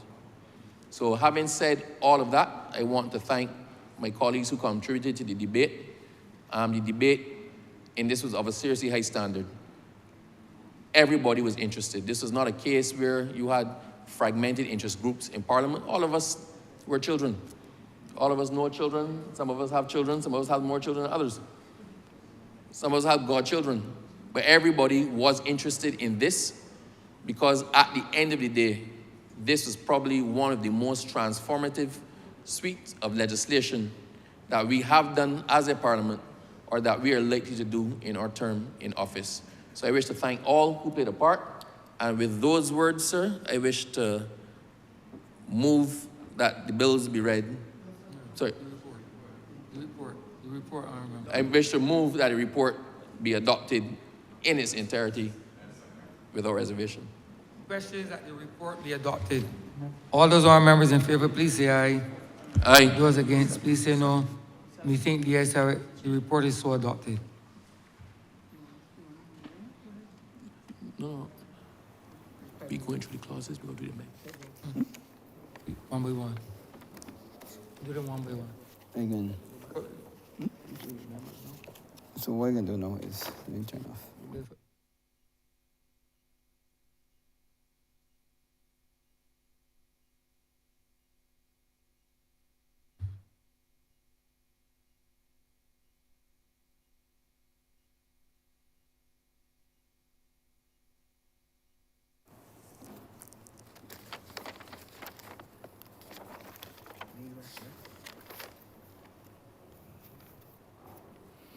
Order number 2, sir. To resume debate on the second reading of the Child Protection Bill 2024 as amended. Honourable member, Mr. Mike yourself. Mr. Speaker, sir, I beg to move that the bill be read a second time. Questions that the aforementioned bill be read a second time. All those honourable members in favor, please say aye. Aye. Those against, please say no. We think the ayes have it.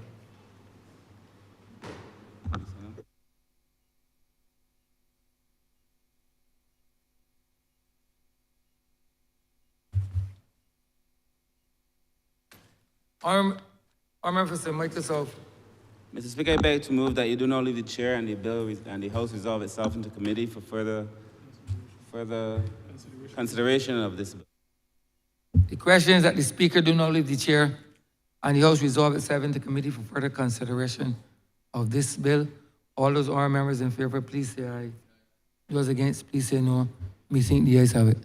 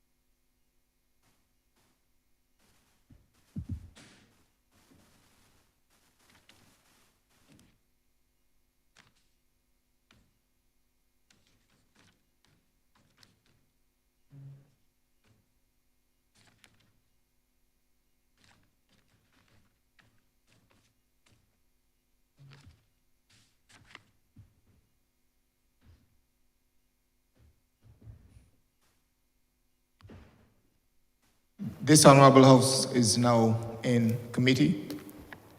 Mr. Chairman, just for clarity, this bill would already have gone to a committee. So we are recommitting, and that committee would have made their amendments, which we just adopted. So we're going back into committee to make further amendments. But we're only going specifically to those amendments. We're not going to go down how we normally do the entire bill. Only those amendments we're going to deal with. So the recommitting. So noted. So, at part 1, clauses 1 to 7, there's an amendment at clause 2. Sir, in clause 2, the definition of former act, delete the words section 68 and substitute the words section 71.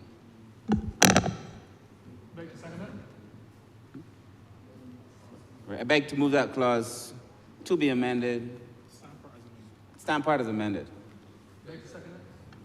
The question is, clause 2, stand part as amended. All honourable members in favor, say aye. Honourable members against, say no. Methinks the ayes have it.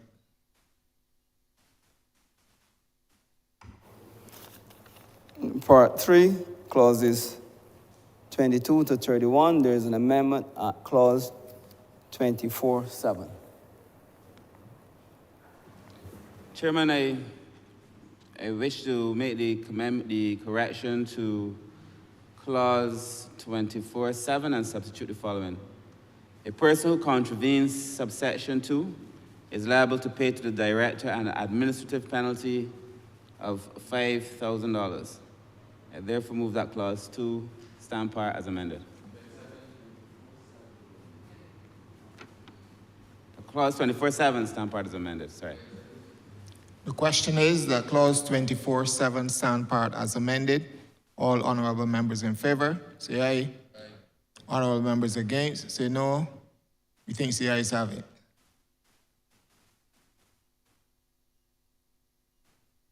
Clauses 51 to 59, there is an amendment at clause 52-7.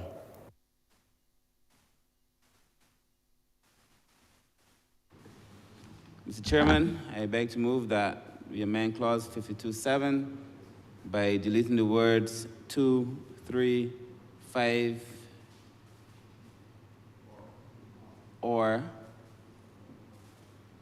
and also, sir, to amend clause 56.5. Mr. Chair, I therefore move that clause 52.7 stand part as amended. Is that clause 52.7 stand part as amended? All honorable members in favor, say aye. Honorable members against, say no. Methinks the ayes have it. Clause 56.5. Mr. Chair, we amend clause 56.5 by deleting the words 2, 3, or 4 and substituting the words 2 or 3. I therefore move that clause 56.5 stand part as amended. The question is that clause 56.5 stand part as amended.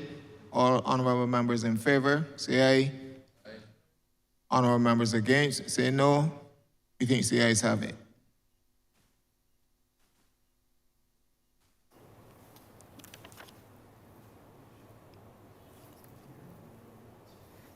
Sir, there's an amendment immediately after clause 59, which would then be the new clause 60.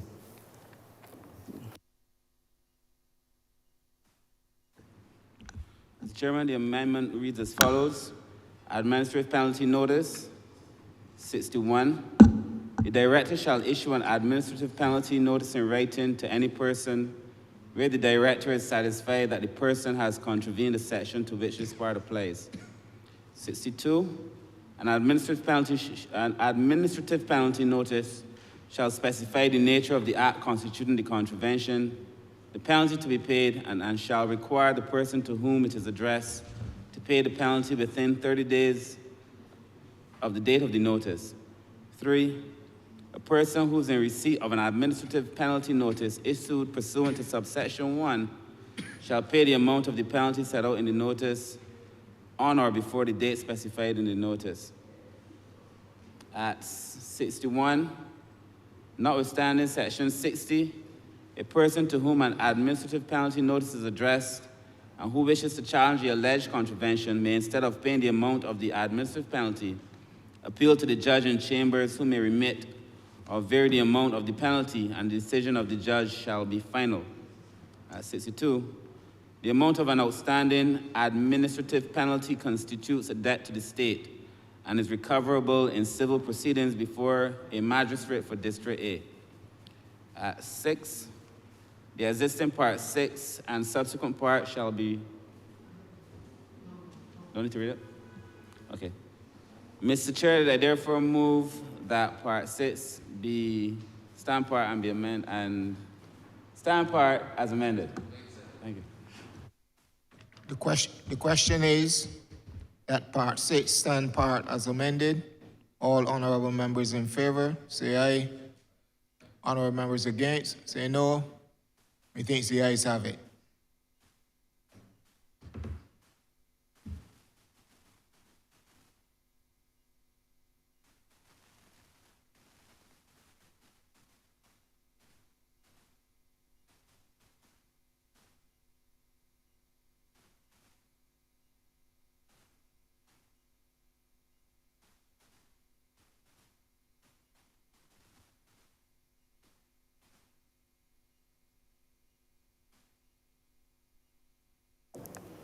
Mr. Chairman, because we would have inserted a new clause immediately after 59, the clauses are there to indicate those amendments. Mr. Chair, the existing part 6 and subsequent parts shall be renumbered given the changes. So accordingly, the existing clause 60 and subsequent clauses shall also be renumbered accordingly. 7. In the second schedule, delete the section reference at the top right-hand corner, section 69, and substitute the words section 72. I move that this section stand part as amended. The question is that the aforementioned section stand part as amended. All honorable members in favor, say aye. Honorable members against, say no. Methinks the ayes have it.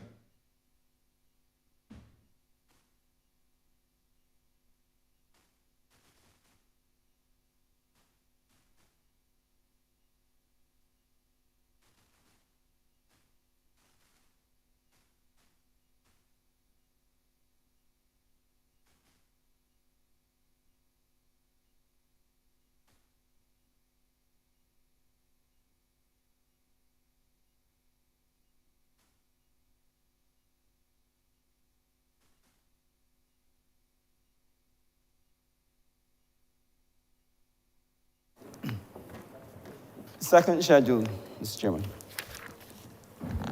Chair, for clarity, as I said before, the second schedule is amended by deleting the section reference at the top right-hand corner, section 69, and substitute the word section 72. I therefore move that this section stand part as amended. The question is, the second schedule stand part as amended. All honorable members in favor, say aye. Honorable members against, say no. Methinks the ayes have it.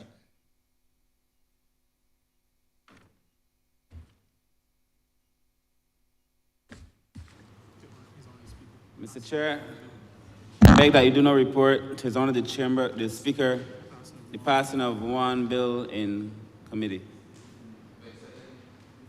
with amendments.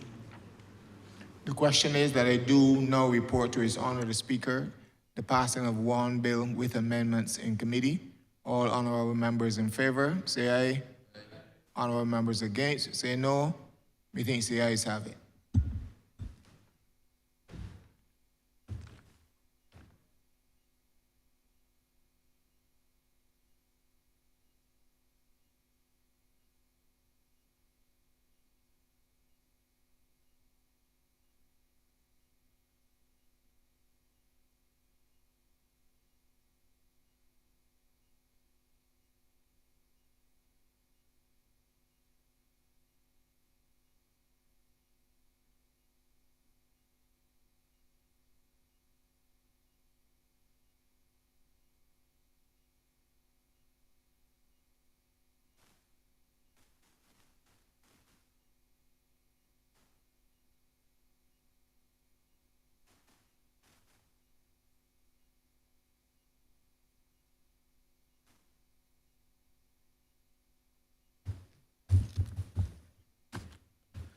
The chairman of committees has reported the passing of one bill in committee.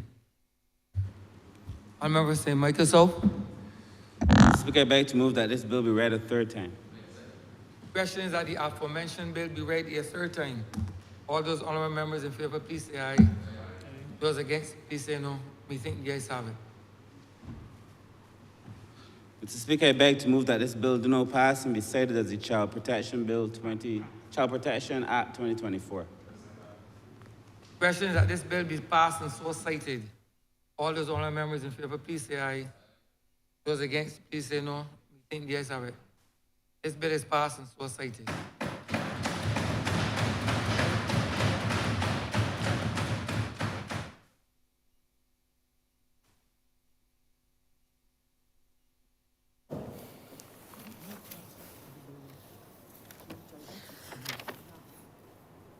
Order number 3, sir. In the name of the Honorable Acting Attorney General, Minister of Home Affairs and Information, to resume the debate on the second reading of the Child Justice Bill on 2024 as amended. Mr. Speaker, I beg to move that this bill be read for a second time. Question is that the bill be read a second time. All those honorable members in favor, please say aye. Those against, please say no. We think the ayes have it. Mr. Speaker, I beg that you do not leave the chair and the House resolve itself into committee for further consideration of this bill. Question is that the Speaker do not leave the chair and the House resolve itself into committee for further consideration of this bill. All those honorable members in favor, please say aye. Those against, please say no. We think the ayes have it.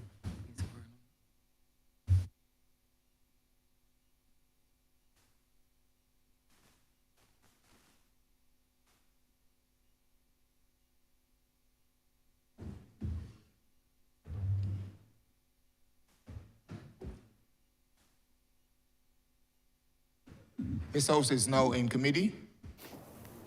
Mr. Chairman, as I indicated earlier in relation to the Child Protection Bill, this bill also went before that committee. That committee would have made certain amendments which were adopted by our report just now. So in relation to these amendments, we are only going specifically to those amendments that we have made subsequent to the committee. Therefore,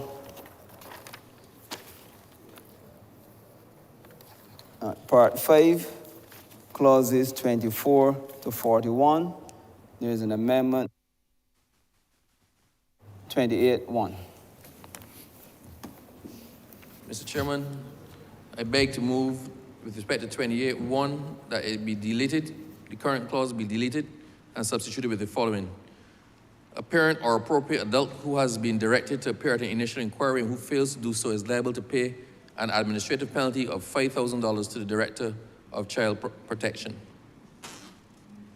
I beg to move, sir, that this clause stand par as amended.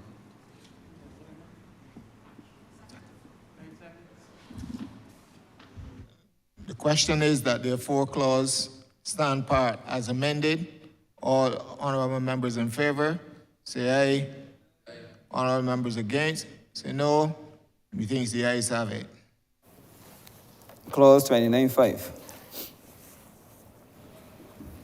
Sir, I beg to move that clause 29.5 in its current form be deleted and the following be substituted. A parent or appropriate adult into whose care a child is placed who fails to comply with the direction issued under subsection 4 is liable to pay an administrative penalty of $5,000 to the Director of Child Protection. I beg to move that this clause stand par as amended. The question is that the aforementioned clause stand part as amended. All honorable members in favor, say aye. Aye. Honorable members against, say no. Methinks the ayes have it. Part 6, clauses 42 to 49. There is an amendment at clause 49-6. In clause 41.6, sir, I beg to move that the words 49.6, I beg to move that the words $5,000 be deleted and substituted with the words $10,000. And I beg to move that the clause stand part now as amended. The question is that the aforementioned clause stand part as amended. All honorable members in favor, say aye. Aye. Honorable members against, say no. Methinks the ayes have it.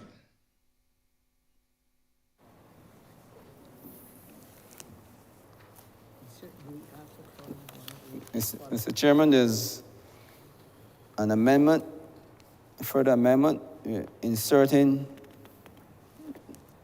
a new clause, but after clause 108.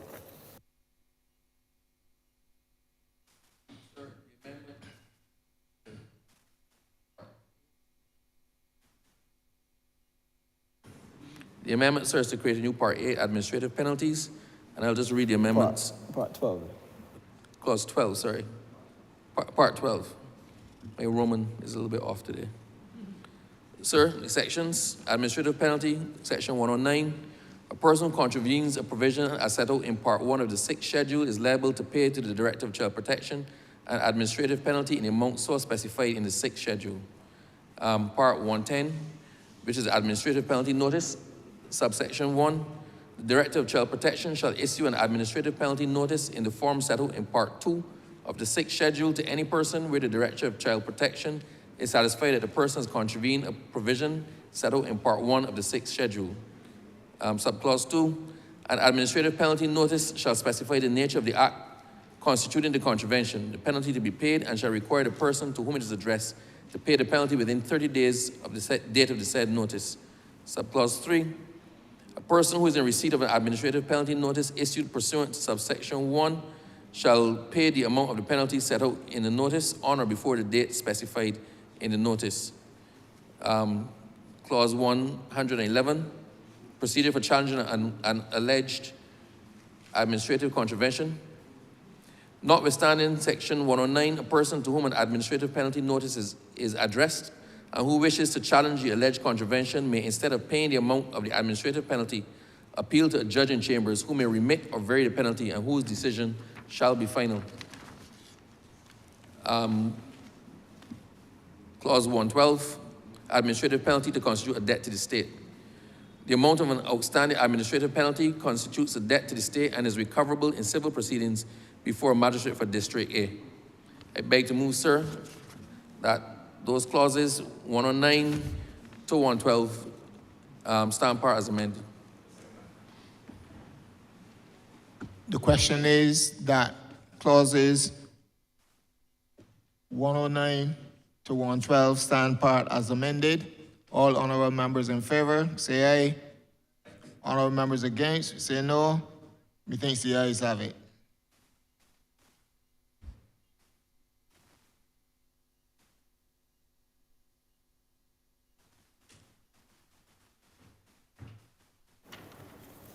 Mr. Chairman, because of the insertion of the new clause, the existing clauses will be renumbered, as well as the existing part. So part 12 and the subsequent part should be renumbered. The existing clause 109 and the subsequent clauses shall also be renumbered. And we then go to the schedules. First schedule. First,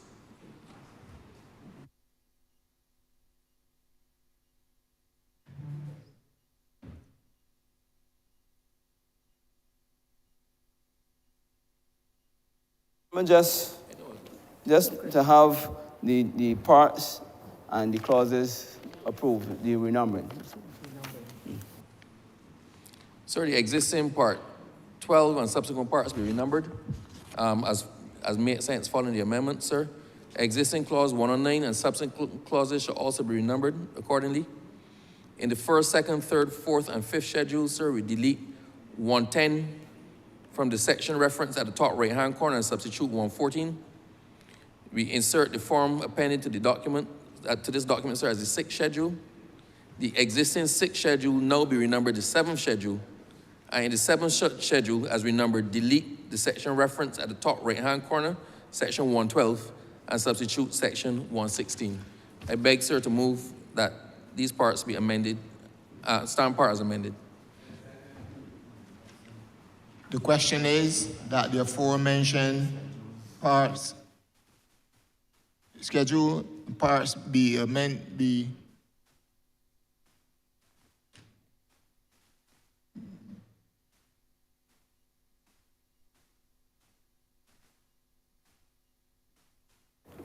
I beg to move that the aforementioned parts stand as amended, stand part. All honorable members in favor, say aye. Honorable members against, say no. Methinks the ayes have it. Sir. So I beg to move, sir, that the first Schedule. The first schedule. schedule be amended, and stand part is amended. The question is that the first schedule stand part as amended. All honorable members in favor, say aye. Honorable members against, say no. Methinks the ayes have it. Second schedule. The question is that the second schedule stand part as amended. All honorable members in favor, say aye. Aye. Honorable members against, say no. Methinks the ayes have it. Third schedule. So I beg to move the third schedule stand part as amended. The question is that the third schedule stand part as amended. All honorable members in favor, say aye. Aye. Honorable members against, say no. Methinks the ayes have it. Fourth schedule. So I beg to move the fourth schedule stand part as amended, sir. The question is that the fourth schedule stand part as amended. All honorable members in favor, say aye. Honorable members against, say no. Methinks the ayes have it. The fifth schedule. So I beg to move that the fifth schedule stand part as amended and that all the schedules, sir, be the schedules as indicated to the bill. The question is that the fifth schedule stand part as amended. All honorable members in favor, please say aye. Aye. Honorable members against, say no. Methinks the ayes have it. The sixth schedule. I did the sixth just now. Oh, sorry, sir. I beg to move, sir, the sixth schedule stand part as amended and be the sixth schedule to the bill. The question is that the sixth schedule stand part as amended. All honorable members in favor, say aye. Aye. Honorable members against, say no. Methinks the ayes have it. The seventh schedule. Sir, I beg to move the seventh schedule stand part as amended and be the seventh schedule to the bill. The question is that the seventh schedule stand part as amended and be the seventh schedule of the bill. All honorable members in favor, say aye. Aye. Honorable members against, say no. Methinks the ayes have it. Report. Sir, I beg to move that you do not report to His Honor the Speaker the passing of one bill in committee. The question is that I do not report the passing of one bill in committee to His Honor the Speaker. All honorable members in favor, say aye. Aye. Honorable members against, say no. Methinks the ayes have it.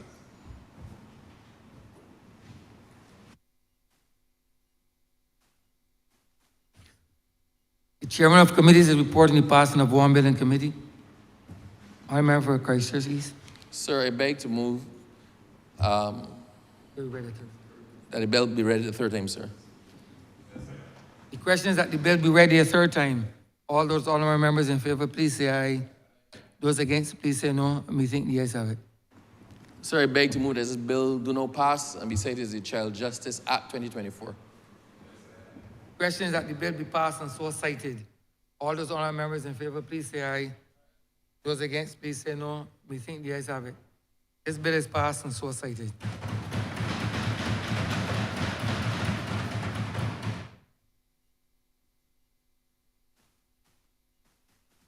Honourable member for Christchurch East. Sir, with this, we've come to the end of what has been a long, extended session, sir, for the consideration of the two pieces of legislation. I beg to move, sir, the adjournment of the House until Friday, the 7th day of June, 2024 at 10 in the forenoon. The question is that this honourable chamber be adjourned until Friday, the 7th day of June, 2024 at 10 a.m. in the forenoon. All those honourable members in favor, please say aye. Aye. Those against, please say no. We think the ayes have it. This honourable chamber stands adjourned until Friday, the 7th day of June, 2024 at 10 a.m. in the forenoon.